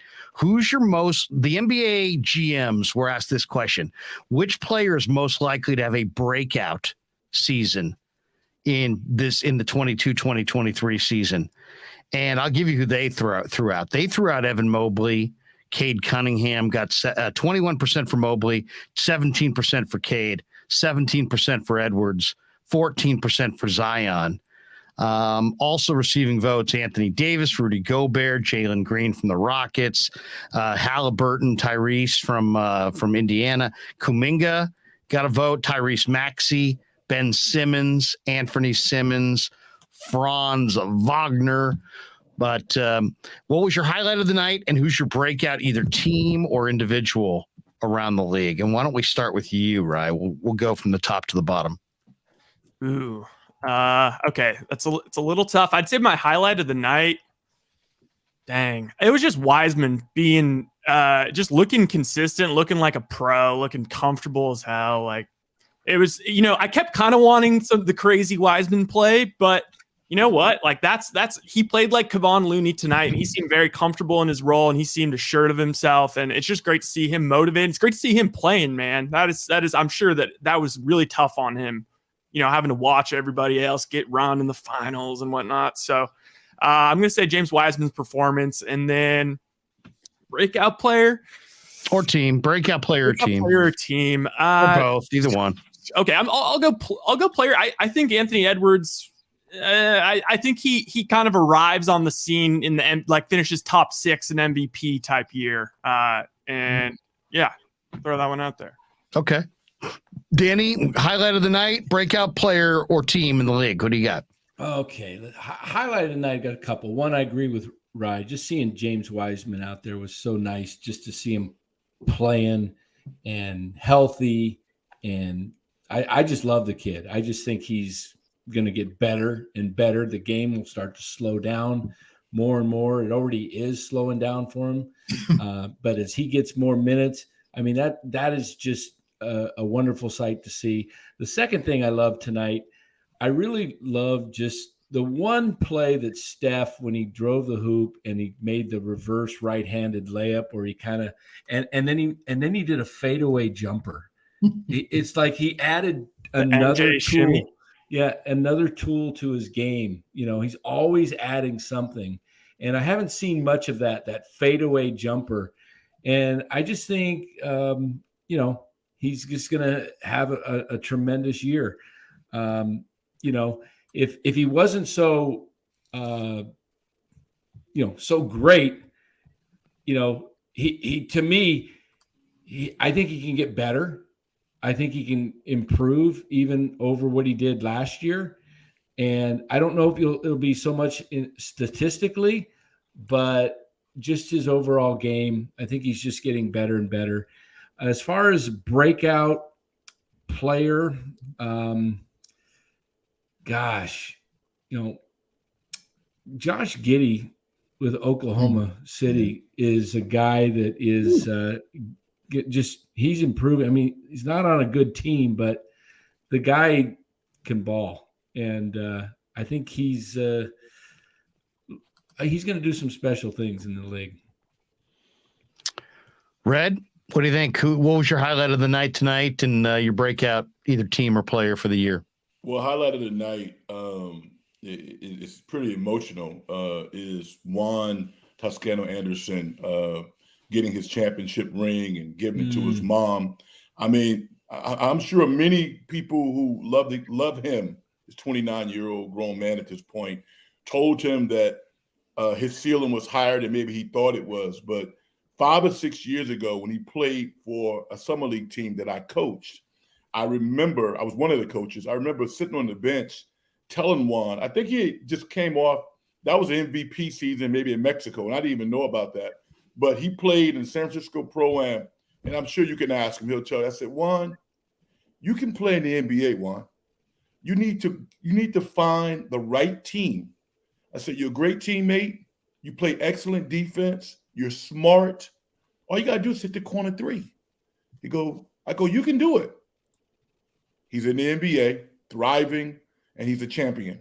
All right. And I mean, millions of people in the United States and around the world just love this young man's story. And I'm certainly one of them. I'm going to take a flyer for the come-up player of the year. I'm going to say Benedict Mathurin of the Indiana Pacers. No joke, he was the other one I was thinking about. No. He's the real deal. The Arizona kid. Yes. I mean, I love everything about him. I think he has the right temperament, and I'm going to watch him flourish this year to surprise a lot of people. That's a good one. Red, what do you think? He highlight of the night, or Carl, highlight of the night, breakout player or team this year? Who do you got? Wow. Two things. One, I have to confer with what Red said about Juan. Knowing Juan, watching him grow up from being basically a middle schooler into high school, watching his college career, incredible young man, great character. Knowing the story of growing up on 95th Ave, I mean, all that is just ridiculous. But from the standpoint of the team that did win, and I was happy for Juan getting his championship ring and, celebrating his mother even on TNT when they mic'd him up. Yeah, that was cool. For me, like Ryan, like Dan, there were two plays that James Wiseman made tonight that in Summer League he couldn't have made. When he played in those G League games, he wouldn't have made. And when he was a young Colt as a rookie, he couldn't have made it. It was where he contested shots without fouling. He didn't get a block. On both plays, LeBron scored, but he stayed on the floor. And it allowed Coach Kerr to leave him in the game, to still be a rim threat, to still be a rim protector, because he also had some excellent blocks. But those two plays said a lot to me, because it said he is watching film. The guy that they brought in to coach him, man, he deserves a raise, because what he did with Looney last year was amazing. And what he's doing with James is beyond amazing, because as Ryan said, he looked like a pro. The other highlight is watching Cyrus came in at the 11th hour, baby. With the countdown. Fire all over the place. He's starting fires in Dan's yard and Ryan's yard and Red yard. He's putting a fire in my car and your trunk. I mean, hey, man, we got to have him on for all of these, baby.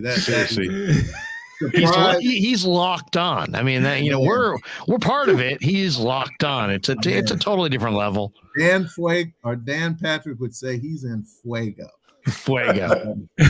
Players, I am a Cade Cunningham fan, but I almost picked him too. I'm gonna be real. I love the hell out of Josh Giddey. Josh Giddey and Cade are two guys that think group versus themselves. And guys like that are going to end up in winning franchises because they embody what you're looking for. They embody wanting to become leaders, wanting to become centerpieces, which is something in Cyrus. I was joking with him a little bit, but when you lack that leadership characteristic, it's a lot harder to win. It doesn't mean you can't. It's just a lot harder. I love guys who want to take responsibility. I know Red and I talk about that all the time. Surprise team, man. Cavaliers are an easy pick. I love the Pelicans, man. I love Willie Green. I love everything he stands for. I love what I think he's going to do. I love CJ McCollum buying in 100%. And I think if they have a healthy Zion for the season, they will definitely finish in the top 6, and they're going to upset somebody again in the first round. Glass half full guy says $1.99. Nice to see Wiseman on the court. Absolutely. Always great to see Wiseman. Cy, what do you think? Bust out player and highlight of the night from a locked on perspective. And you're muted, by the way. I'm going to, I'm going to play it super safe. I'm going to go Steph just because a lot of people there's already we some talk about chatter. Steph at all. That's how awesome this team's looking. All right, go ahead. Yes. And there's been a lot of chatter out there. It's quiet, but there is chatter that he's getting older. I even hear some people I'll confirm that he is definitely getting older. Yeah, Larry, you said last year he was declining, man. You're funny. He's getting older. He's getting older. better. He's getting better. And you know what? He has consistently gotten older every year he's been with the Warriors. True. That like is when true. you say someone's playing for their or coaching for their job, it's like, yeah, they're coaching for their job. Yeah, there's facts. Facts. Right. Yeah. They're actual facts. So Steph, man. I mean, I've seen headlines, The Last Dance. That is one of the most ludicrous things I've seen in recent history coming out of the press. But no, Steph reminded everyone that he is still the best player in the NBA in the world. Beside the 33 points and it was a 6 rebounds, 7 assists. I might have mixed that one up. He had that 4-point play near the end. That's my favorite play in all of basketball is 4-point play. And then he also attacked the rim. Like the refs were not calling fouls on him. He got hit a few times there, and he was a perfect all-around player. And then again, the safe bet in terms of up and coming, I think Anthony Edwards is a big time up and coming star, man. This kid, I don't like what the Timberwolves have. And by the way, the player you were thinking of, Larry, was Vanderbilt, right? Jared Vanderbilt. He's not with the Timberwolves anymore. He's with the Jazz. So really? The Timberwolves. Yeah, I don't know what happened. There was part of the trade, I think. So I like Vanderbilt. I like him too. Yeah, but he's not on the team anymore. So I don't think the Timberwolves are a great team, but I do love Anthony Edwards, and so that's my player. Yeah, and great. Have a fun night to get you guys. Thanks for having me. Yeah, absolutely. Let me just finish up on this. I'll say a couple things stood out tonight. One, Ned Coletti, who's a good friend, as you guys all know, and we've had him on a lot this year. He, I always say to him, like, what was the key? What's the key to this team or that team? And he's like, you know what? You can talk about a bunch of different aspects and they're all true. But at the end of the day, it really comes down to the people in the room. How special are the people? And when you look at the Warriors situation and then you look at Myers and you look at Kerr and then all those great assistants that he has on his bench. I mean, the top assistant in the game might be his top assistant. And then the players. I mean, it's about the people. It's about Draymond, the person, Clay, the person, Steph, the person, Harrison Barnes, the person. He's no longer here, but that whole group that they brought in. And I just think it's so much looking at them now celebrating the 4 titles, Andre.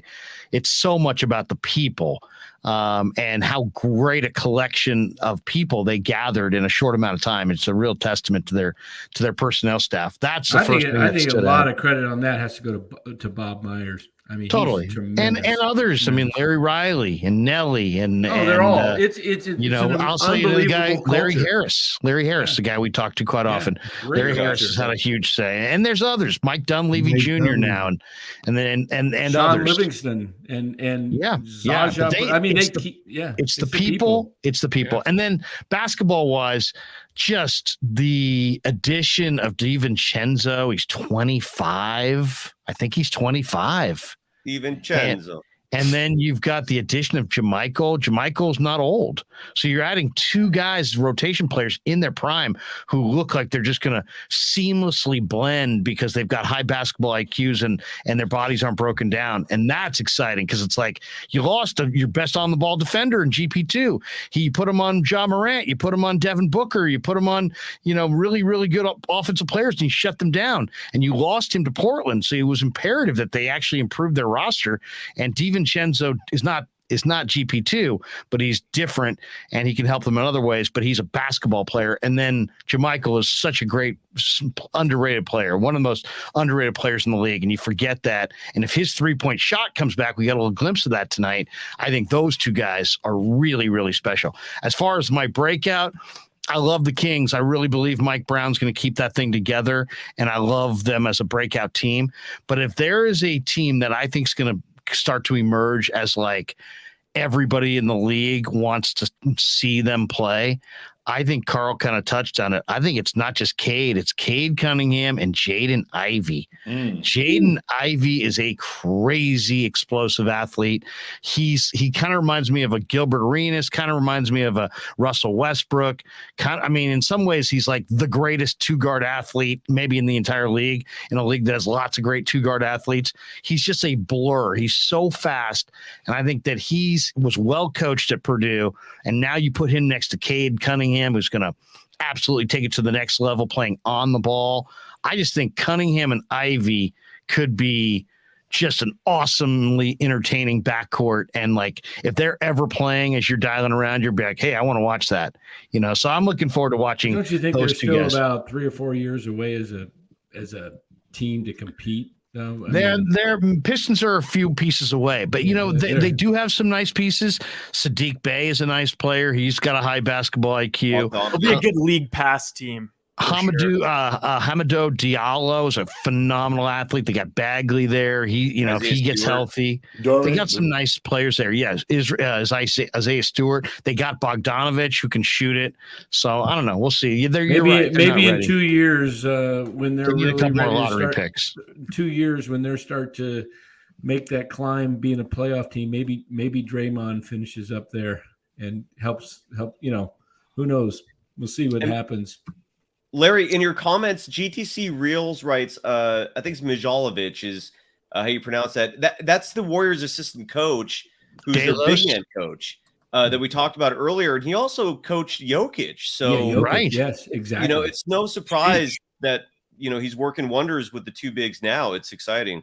Yeah, no, that's the other thing too. Tonight was opening night. I just think once you stretch this thing out over the season, and they're going to liberally rest the veterans, there's going to be so many floor minutes for Kuminga and Moody and Wiseman, and I think all three of those guys are just going to absolutely take huge steps forward.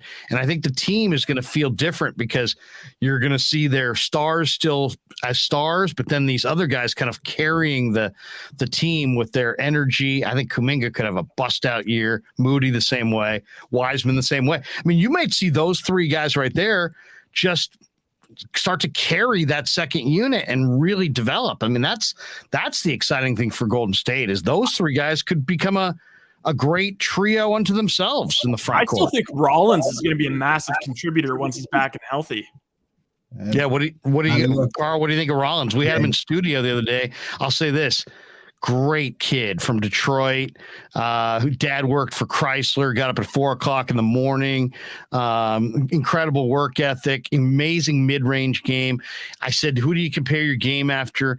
I said, you remind me a little bit of a CJ McCollum. He's like CJ McCollum. He goes, CJ McCollum is who I think I can be. I have a much better comp that Red and I talked about the other night. And remember, Who do you like? I talked about him on draft night. Yeah, you did. He's what Walt Frazier would look like if he were playing today as a young player. A 6'4" guard, smooth, savvy. Yeah. PJ's really an offensive juggernaut.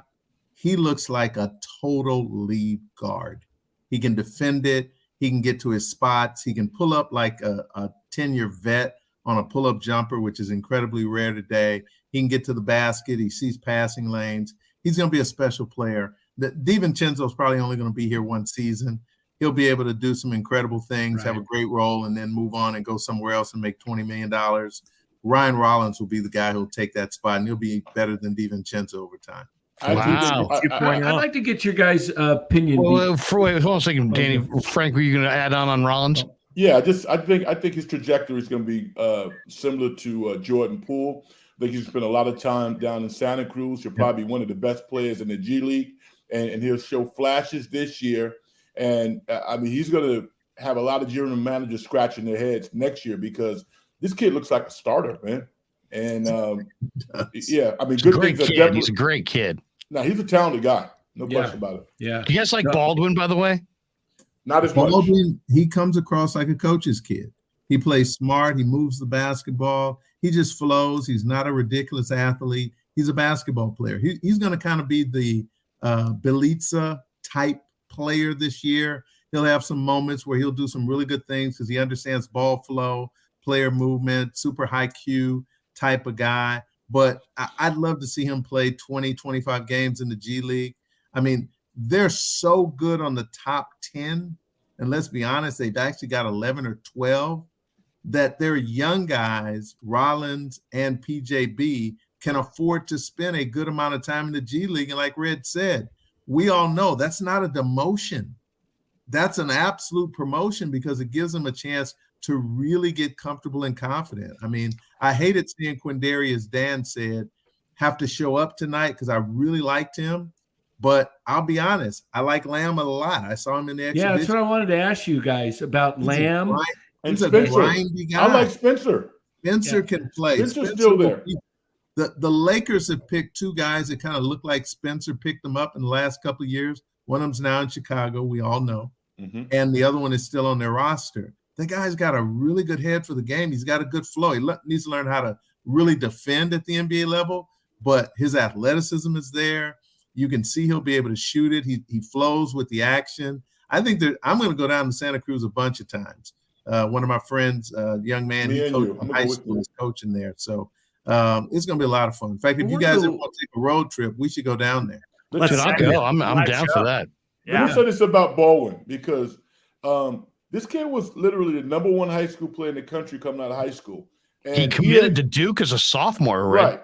Right. And he has all the ability. But I think from a mentality standpoint, I want to see him buy into the fact that I can impact the game without shooting. Most of the time when the ball's in his hands, he's shooting. And that's not what's going to happen with the Golden State Warriors. The Golden State Warriors develop all-around players who are willing to do the high-flying stuff that's pretty, but also the gritty, grimy stuff. I haven't seen that from him yet. So I look forward to watching him down in Santa Cruz as well. I got a question for you guys, because they let Quinones go and Weatherspoon, and they picked up Ty Jerome and Lamb. Anthony Lamb. Lamb's Quinones can flat out shoot it too. Yeah. So Lamb must be good, because Quinones could flat out shoot the ball. Are they looking for the Sean Livingston type guard in Ty Jerome, that he's a 6'5" guy that can distribute? No, they just wanted a pass first. Like that was the whole reason. Yeah, distribute. A guy that distributes, right? I mean, exactly. Kind of like Chioza last year. They don't have a pass first point guard on the roster. Even I'm a big Ty Jerome fan. Listen, man. He was good at Virginia. I mean, he went to Stepinac in Westchester County, New York kid. 6'5". I mean, 6'5", got some height. He can play. Where Chioza was what, 6 foot? Yeah, he was small. Yeah. Yeah. So you got Jerome, and then you got Lamb. He's kind of kind of like a bruiser, kind of like Draymond, isn't he? Like a 6'6" guy that gets in there and he can shoot. I mean, yeah. He so spaces the floor. Yeah. You'll see those guys on when they have back-to-backs, and they bring up those guys and they'll rest their whole starters, and then they'll play those guys on back-to-back. And I'll tell you, the guy I was hoping they would go for instead of Lamb is I love the potential. And now, granted, it's a dream big down the road kind of a thing, but I love the potential of John Butler, the 7'1" Florida State kid. I mean, he's 7'1" with crazy range and handle, and he's like 174 pounds. I mean, this guy needs to be 230. And he's going to be 230 in a couple of years. And if he still has the same skill, I mean, it's going to be – I mean, that's the guy I would invest in. Who's the other guy you like? They had him on the roster, and the big guy, the 6. Oh, Williams? I like Travion Williams from Purdue. I thought Travion, I would not be surprised if he's back at some point, because he can really pass for a big man. And that to me is a really underrated trait. Jaguayo gives $2. His awesome show, great guests, insights. Take care. All right, that is going to do it for us. And thanks to all of you guys. And I'd love to have all of you guys back throughout the year, because talking Warrior basketball is always great, and the roundtables are always great, and all you guys have terrific perspectives. So I don't know if there's anything anybody would like to promote. I know, Sai, I've been listening to your commercials on 95.7 The Game for the Locked On podcast, and that's funny. I'd always, I'm sitting there across from Damon as he's like, why are we promoting this crap? No, I'm just joking. No, you're not. You're probably not. That's what's funny about it. You're probably not. Nobody knows. Is he being honest? Is he not being honest? No, but I forgot those are running, man. That's what, yeah. Are you filling in every day there now? What's going on with you, by the way? I'm filling in a lot at 95.7 The Game. And then, of course, I'm doing the Niner pregame there with Lo Neal. Right. So you can catch me on Sunday before Niners Chiefs. Whoa, that's going to be an adventure. But no, Sai, great stuff on Locked On. Tell people if they're, because Sai joined us a lot for the playoffs, and we really appreciated it. And obviously Locked On has grown since then. Tell people if they want to lock on, how do they go about doing so? It's just Locked On Warriors. We're available everywhere for podcasts, YouTube, the whole works. 5 days a week. Yeah, Kevin Dana joins us tomorrow. He does every Wednesday. The voice of the Santa Cruz Warriors. Should be a good show, man. I mean, there isn't anything to complain about, that's for sure. So yeah. Oh, I know. Seriously, you guys have to invent some new drama. Maybe get somebody to punch somebody over there. There'll be drama soon. Carl, anything you want to promote? I know, we always love seeing you. We always love talking ball with you. You're a wealth of information, man. Seriously, and it's just good to see. Red, I'm getting older. Sai's getting older. Danny's getting older. Carl just looks like a couple years younger. You know what I'm saying? He does look good, doesn't he? Seriously, I mean, Carl, you're looking lean. You're looking mean. Yeah. I mean, dang. And Seriously, more to come. When we take that road trip, we'll see the truth. I think it's the vest, man. Look at that vest. Vest is so collegiate, very collegiate. Please tell Steve I said hello, man. One of my favorite people. Always supports my mission trips when I go abroad and go coach, man. Amazing guy. Really knows how to teach. Yeah, he's probably watching right now because he does watch the show and he comes on. So he told me he loved you. He said you're one of the greatest guys he's ever met in the Bay Area. That's so funny because Steve told me he doesn't love Dan, and that's kind of always took me off guard, caught me off guard. And Frank, the dungeon, man. I got to be honest. The dungeon was one of my absolute favorite hangs, and I remember driving back and forth because I went to Sac State and I worked up in Sac. I've got a lot of friends up there, and doing stuff, and then listening to you doing your show, The Dungeon, on 1140, making the drive back to the Bay was like one of my favorite Sunday night shows to listen to. The vibe was awesome. I'd love to see that show back. If there's anything I can do to help you bring it back, please let me know. I'd love to appear on it. I mean, The Dungeon was very cool. So best of luck with that if you're bringing it back. And is there anything that you'd like to promote? Well, just again, over the past couple of years, I've been able to engage with so many wonderful new friends on Twitter. They can hit me up at Big Frank Red, and that's growing and keeping me out there in terms of the consciousness of people who love sports and hip hop like I do. But the dungeon is coming back, and nice. Like I said before, I'm in the process of working out just the mechanics behind the scenes stuff. I'm excited about it, man, because the passion is certainly still there. I look forward to engaging with all different types of folks who share some of my opinions and have different opinions. I'm following you, man. I'm following you, Red. I just followed you too. Well, thank you. I appreciate it. Following you. Now, by the way, the GTC Reels in the chat says Damon said that. I know he did. Okay, all I gotta say is, the chatters are very smart, and I still love Damon, and I still love him despite that. Larry, thank you for the opportunity again, man. This is always great to get together with you and all the guys, and thank you. I really appreciate it. Seriously, it's funny. I was telling a story the other day on 95.7 The Game. And I'm like, I'm trying to put this in perspective, like the Warriors championship, the fact that they're, winning 4. And I'm like, man, I can remember sitting in the media section, and high-fiving people that they just got, Larry Hughes, and it's like, there were some dark days between what I consider some of the most beautiful basketball teams I've ever seen. And that would be the 93 Warriors, which was maybe my favorite Warrior team of all time. Billy Owens, Chris Webber, Avery Johnson, Latrell Sprewell, Nelly, up tempo, 55 wins. Barkley beat us in the playoffs. But I love that team. And I literally thought, and we all thought, the Warriors, who had sucked forever, were finally arriving. And then to have, in couple years, the sheets yanked. Nelly hates Webber. Webber hates Nelly. Here, all of a sudden, it's like I had a bad dream. I woke up and there was Ronnie Cycli. It's like, oh my God. And then all of a sudden you're like, wait a second. You look up and it's Tom Gugliotta, and then it's Daniel Marshall, and then it's Chris Mills and John Starks and Terry Cummings. Make it stop. You forgot one guy. It was a nightmare. It was a nightmare. Fortman, right? Was that his name? Danny Fortson. Jason Cummings. Yeah, Vontigo, Chris Porter, Jason Caffey. O'Donnell over T-Mac, Fuller over Kobe. Derek Fisher. Larry doesn't sleep he never goes to sleep. Ask him to name the New York Jets. How about this? Center, backup center. He'll tell you. Larry knows here's the other one. in every team. It's unbelievable. Here's the other one that really killed me. They get lucky in the second round. They get Gilbert Arenas. Oh, but wait, there's a little stipulation that he gets out of his contract. And yeah, he left, and Abe Pollin paid him a ton. He became the hibachi in DC and everything.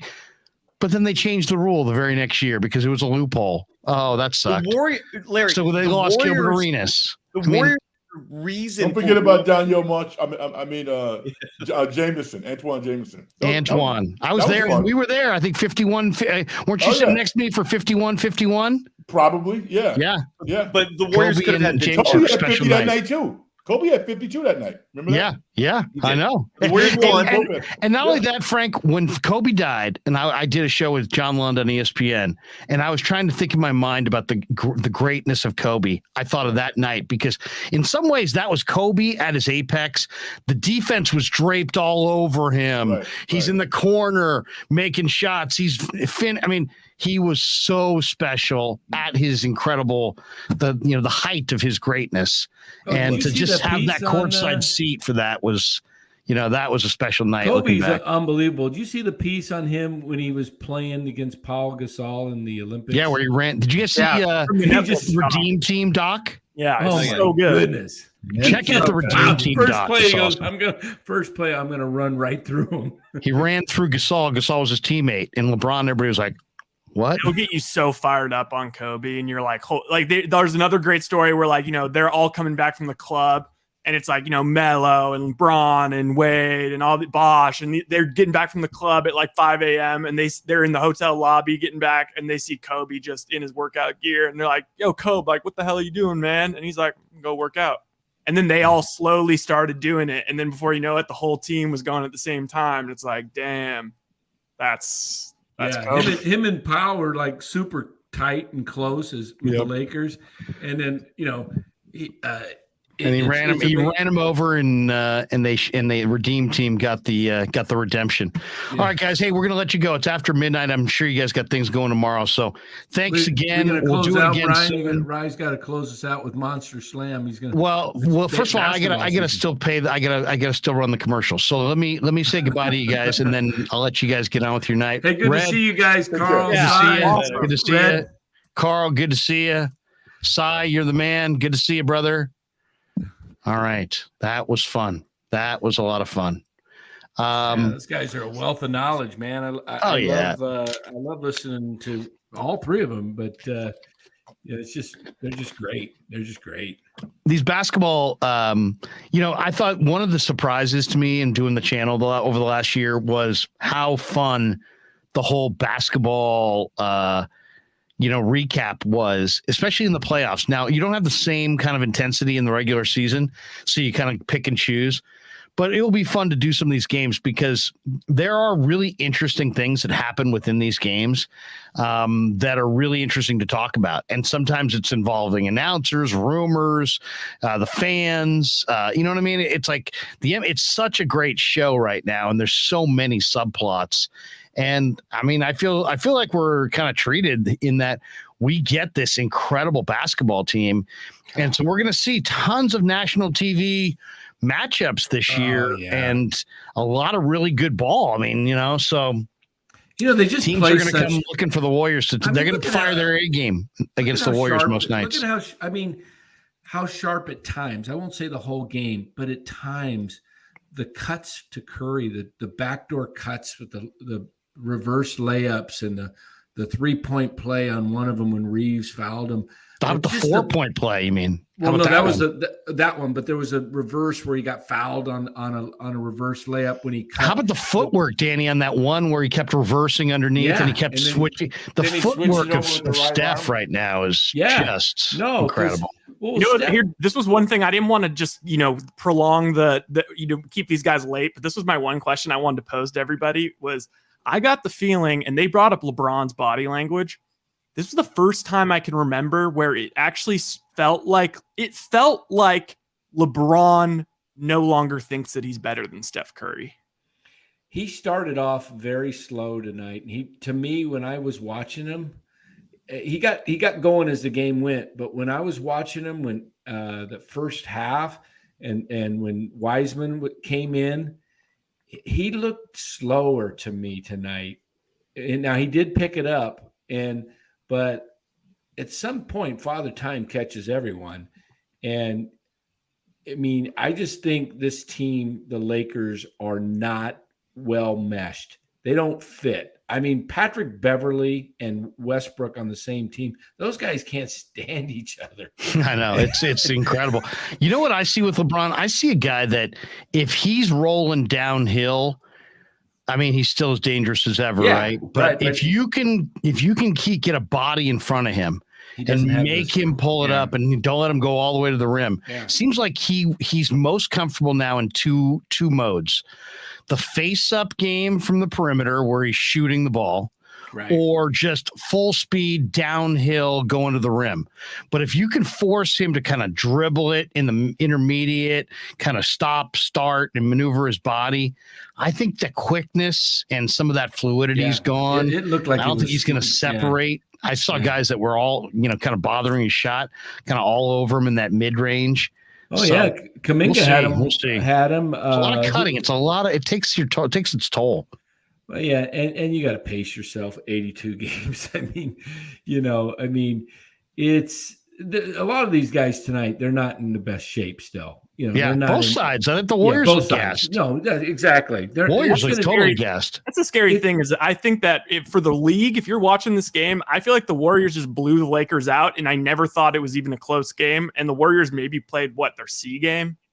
Yeah, they didn't. Yeah, they were. Were you surprised by that spread? It was Warriors by 5.5. I got spooked by by ring night demons. I know. Now I feel a lot of people were.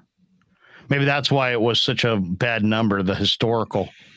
I'll say the other thing, too, is that Golden State's not only do we talk about the depth, but I think the final bench numbers were like 41-22 or something like that. 41-24. They were plus 17 on the bench. And really, there was only one guy, Jordan-Poole, who had double figures. So, I mean, look at this is who was on the Warriors. Had 0. Listen to this bench. This is the bench. Kuminga, Jermichael Green, James Wiseman, Dante DiVincenzo, Jordan-Poole, Moses Moody, Ryan Rollins, Patrick Baldwin. I'll say that's the best bench in the league.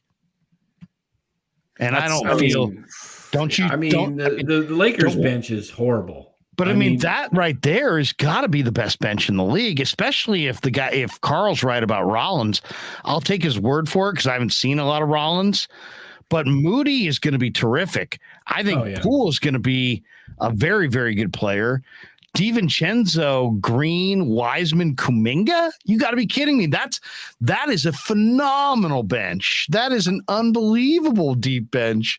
Okay, what if I put it this way? If you took Curry off this team, Steph Curry, who I think is the best player in the NBA still, do you think what would you set this team's season total wins at? About 40. Yeah, he's such a unique player that they'd probably have to find another player to replace him if he did go. Jordan-Poole?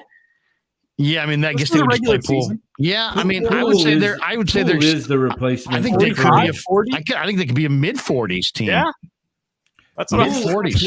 Poole is the I see Poole as the guy that is why he was the number one priority. I think he's the guy that replaces Curry when Curry is, or at least during the regular season, like gives him a break. Oh yeah, I mean, that was another underrated part of Poole's game tonight. He had 7 rebounds. Yeah. Well, is that right? Wait, 7 rebounds for Jordan-Poole. I mean, that's pretty good. That's pretty good. I mean, he had a bad night. He shot 4 of 15. You know what I mean? And he still wound up with 12 points and 7 rebounds in 28 minutes. Look at the Lakers bench, though. I mean, it's awful. Well, and look at the minute totals. They're older, and yet James, Davis, Westbrook. I mean, 36 minutes for Davis, 35. Bron's out here stat padding. And it doesn't even feel as criminal as last year. It feels a little bit more like I kind of know this team's not that good, but I'm just going to kind of get my stats, get a good run. Larry, you got a double dipper tonight. You got a Warriors win and a Lakers loss. You got 2 points. Oh, I know. Yeah. But you know what? You know what would be absolutely incredible to look at as the season goes on is how it, instead of looking at games played, like by the middle of the year, let's say, looking at it by minutes played between like LeBron and AD versus like, Steph and Clay or something like that. I think the Warriors are going to be able, because their bench is not just deep, but it's all filled with guys who are like ready to play. I mean, like you could argue that most of their bench is in the prime of their career. So The Warriors? The bench, yeah. No, the bench in the prime. Oh, yeah. Kuminga and Moody and Wiseman. I would say the prime of an NBA player's career is year 2 through year 7. No. They're prime. 2 to 7. I would say prime of your career in the NBA is more like year 5 through 9. Oh, it doesn't take guys 5 years, Danny, before they start to produce.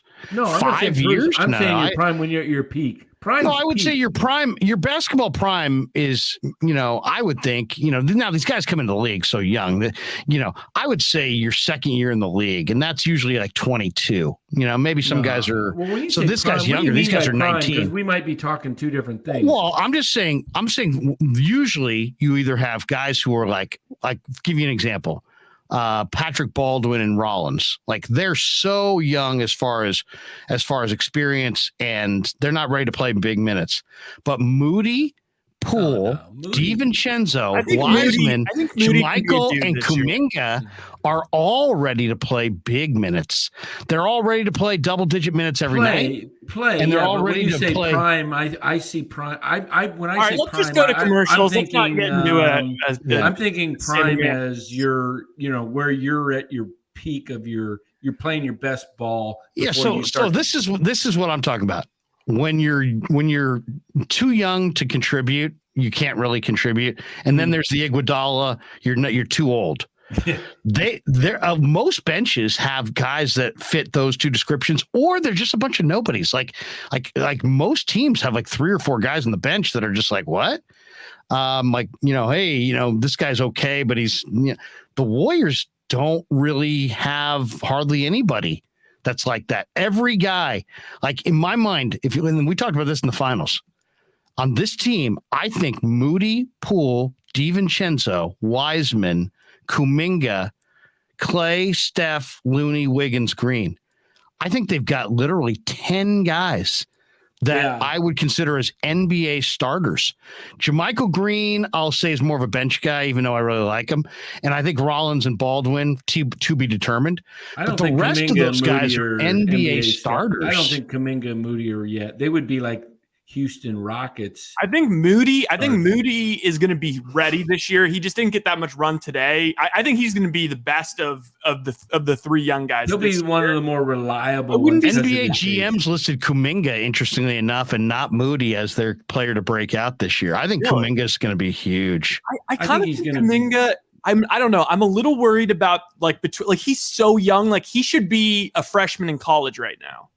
I wouldn't be surprised if Kuminga gets sent down to the G League for some minutes, as just because of.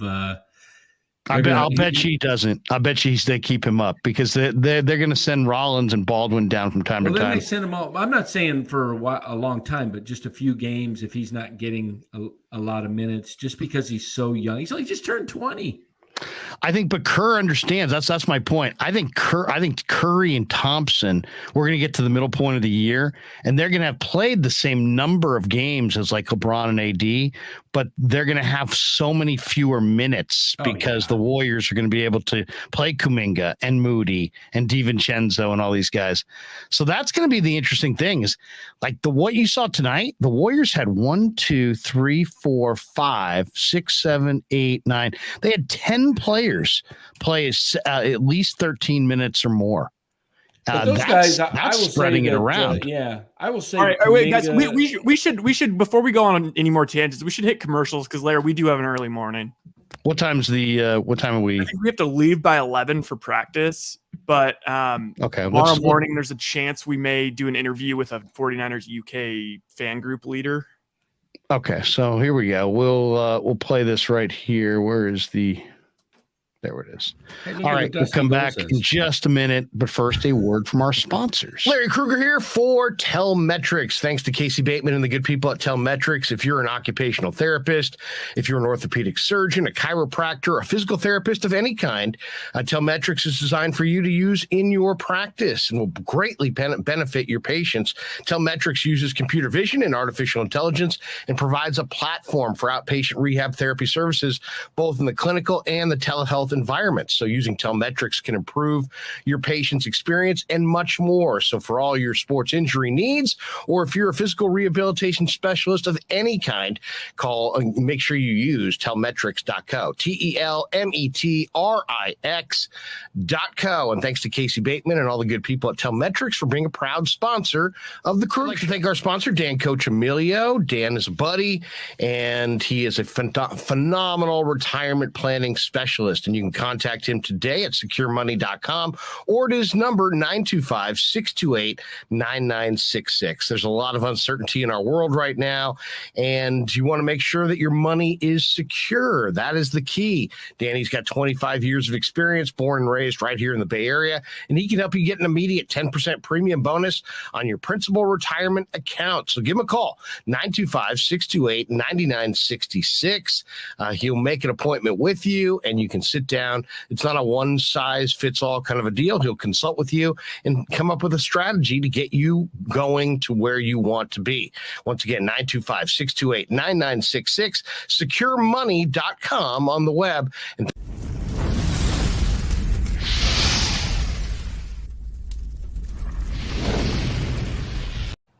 And thanks to Tony Cassera and the good people at Cassera's Italian Menswear. They are housing the Krueg Show t-shirts, and they're a proud sponsor of the show as well.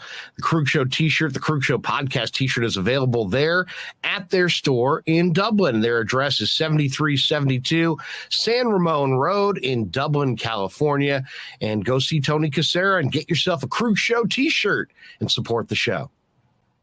And special thanks to our sponsor, New York Style Italian Sausage. That's right, NewYorkStyleSausage.com is their website. Phenomenal product, whether it's the breakfast sausage, the Italian mild, the Italian spicy, the chorizo. You cannot go wrong with New York Style Italian Sausage. Once again, NewYorkStyleSausage.com. Often imitated, never equaled.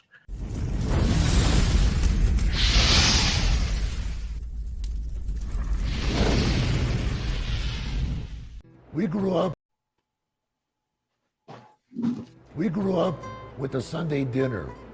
That means no matter how busy you were, no matter where the hell you were, you came to dinner on a Sunday night. Yeah, Sunday dinner without sausage, it's like a church without God. You know, how can you go to church if you don't believe in God? You know, and along with the sausage also became the discussions. That was discussion night. You know, it wasn't a typical family that you sit there and you're quiet, you know, and you don't talk with a mouthful. Oh no, man. Italians talk when they're eating. Italians even talk when they're sleeping. And definitely we talk with our hands. So if we can't express it through our mouth, through our lips, we express it with our hands. So, and that's what sausage is, really. It's an expression, you know, that life is good.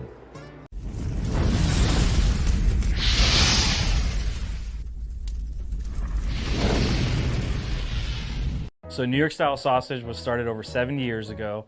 We are the largest producer of fresh Italian sausage on the West Coast. What makes our sausage in New York style is really the recipe came from back east, from New York, you know, from Connecticut. If you look at all of our labels, there's maximum 4 or 5 ingredients, which we're really proud of. There's no preservatives, no MSG, fresh in, fresh out. The pork comes in fresh, goes out fresh. There's never any freezing throughout the process. We've always used fine quality cuts. We're never going to deter from that. It's one of the reasons why our sausage is so good. I guarantee you put our sausage up against anybody else's from a flavor standpoint, no one will beat it, hands down. Hey, do yourself a favor and do me a favor. Go buy a package of the New York style Italian sausage. Guaranteed you will love it. Guaranteed.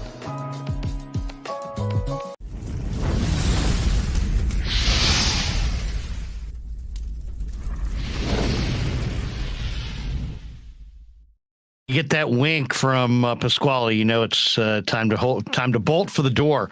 All right, good stuff. Thanks to you, Danny. Thanks to you, Rye. Thanks to Carl. Thanks to Frank. Good stuff. Thanks to everybody in the chat. A lot of people mentioning some nice words here. Alex Breiter, I'll take Larry's channel over just about anything I hear on corporate AM sports radio. I like hearing that. Pasquale dropping Italian knowledge. Pasquale. Twitter will be better when Elon stops the liberal censorship. I don't know why that popped up. Oh, Jimmy P's Aquariums. What's that? But I've never seen that guy before. Like, he's got a cool logo. Buy my sausage or I'll break your legs. It's a nice sentiment. It's beautiful sentiment. Tom Pierce.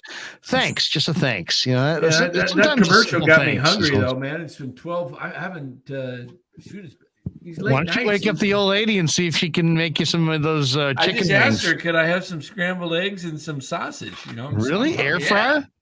Wait, what? No air fryer. Should we turn on there? You know, I don't have. Do you get New York style? I don't have it down there. You gotta ship it down. You gotta get Pasquale to, send it goes it down in fresh. It comes out fresh, or something like. Send it down with the what do they call it? The dry ice? Bring it. Send it down. I need some New York style Italian on sausage. the road again from Sunnyvale, California to Arizona. Yeah, I'll be up. I'm coming up in a couple weeks. My niece is getting married at the. They're in the. Well, you know what we should do, because I was just talking to the good people over at New York Style Italian Sausage, and they were like, "Hey, you guys never came in for the tour. What do you guys think when Danny comes up of?" You know, it's basically right across the street from the Niners facility. Are they open on weekends or just Monday through Friday? That's a good question. I know that they produce sausage on Saturdays. I'm not sure if the office is open. Why is it? What day are you coming up? I'm coming up Thursday the 3rd. The wedding's in the afternoon on the 4th, and then the 5th I'm going to be there all day, and I fly back out. What time do you fly in Thursday? Maybe we could get together Thursday, because I'd love to get you guys the tour of the place. It's really cool. I'm not sure what time my flight is. Let me check. I mean, it's a major league sausage factory. I mean, it's it ain't no minor leagues. It's seriously. Have you been there, Ryan? I've only driven by. He was gonna stop by, and he wasn't feeling good that day. So, but it was. I mean, I've done the tour. It's a production, man. I mean, they've got their systems, and they've got, the freezing cold rooms, and go in there hungry, right? They give you samples. Oh my God, the quality control and the processes of taking the pork and seasonings, and oh my God, it's very, very cool, very cool. And there's hundreds of people that work there. And they Larry, produce you know what? a lot of I wonder sausage. if we should almost do some sort of sausage collaboration with them, where if they gave us a bunch of sausages, we could hand them out during the tailgate or something. No, I don't get it. Oh, you kidding me? That would be awesome. Absolutely. I would do that in a heartbeat. I mean, on the day they tailgate, all of a sudden you show up with all this Italian sausage. Yeah, just like the man, just film everyone. Maybe we get a truck. Hey, we got to get them to sponsor the Giants. Get those. This is Aaron Judge, brought to you by the New York Style Italian Sausage Company. Yeah. By the way, Judge, unfortunate, had a home run today. I know, and they won. Darn it. All right. Why don't we go out on Monster Slam while I simultaneously play Kyle Schwarber's home run? Because it's my goodness. Did you see the home run? I just saw that crazy angle. My goodness. Oh, Philly won tonight, huh? Philly looked good. Look at this. 119 miles an hour, and it went 488 feet. Look, this is a second left field line. Where'd it go? Right field. Look at this. Oh, that's right. He's a lefty. Look at listen to the bat.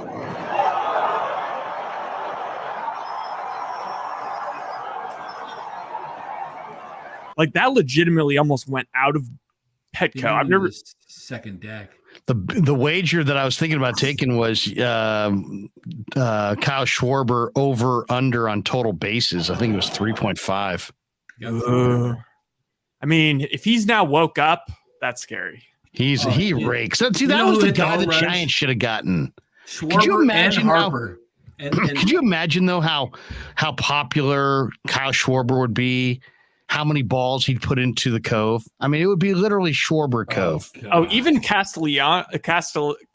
Not Castellanos. He's also another one they should have got.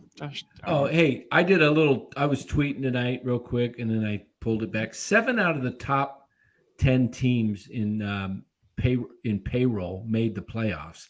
The only teams that were outside the top 10 was Toronto at 11, St. Louis at 13, Cleveland was at 27, and Seattle was at 22, and one other team was at 23. But most of the top 10. So there's a correlation between what you spend and how well 7 you out do. of 10. You got a 70% chance if you spend well, wisely. The Giants underspent, not that they were going to the playoffs this year, but the Giants underspent this year $20 million Hey, on you know player what? payroll. Imagine if they would have put that $20 million into Kevin Gosman, they would have been in the playoffs, I bet. Would have been close. Would have been close. It would have been close. Would have been very close. And paid a little extra to get Schwarber or Castellanos, one of those guys. They'll never admit it, but they knew they were coming off the 107. They knew Judge was a free agent this next year. They know Shohei's potentially a free agent in a couple years. And they took a step back they gave themselves a $20 million profit. And they just took it, put it in their pocket, and hoped nobody would notice. And for the most part, it worked. For the most part, except for guys like me bitching. $20 million and then bet against themselves to make the playoffs. Yeah. They pocketed the 20 mil, and I'm sure it was a popular move with the ownership group. And they'll next year they'll spend more, and who knows, maybe they'll get somebody good. All right, that does it for us. Go ahead. Do you have the monster slam? He's going to drive to the hoop again. He kicks it out to Wiggins. Wiggins drives, goes in for a monster slam. Yeah, never met a man I've been scared of. Careful, you won't get exactly what you asked for. Here for whatever you bring me, getting handled. I answer to no one, I don't need to hassle. Yeah.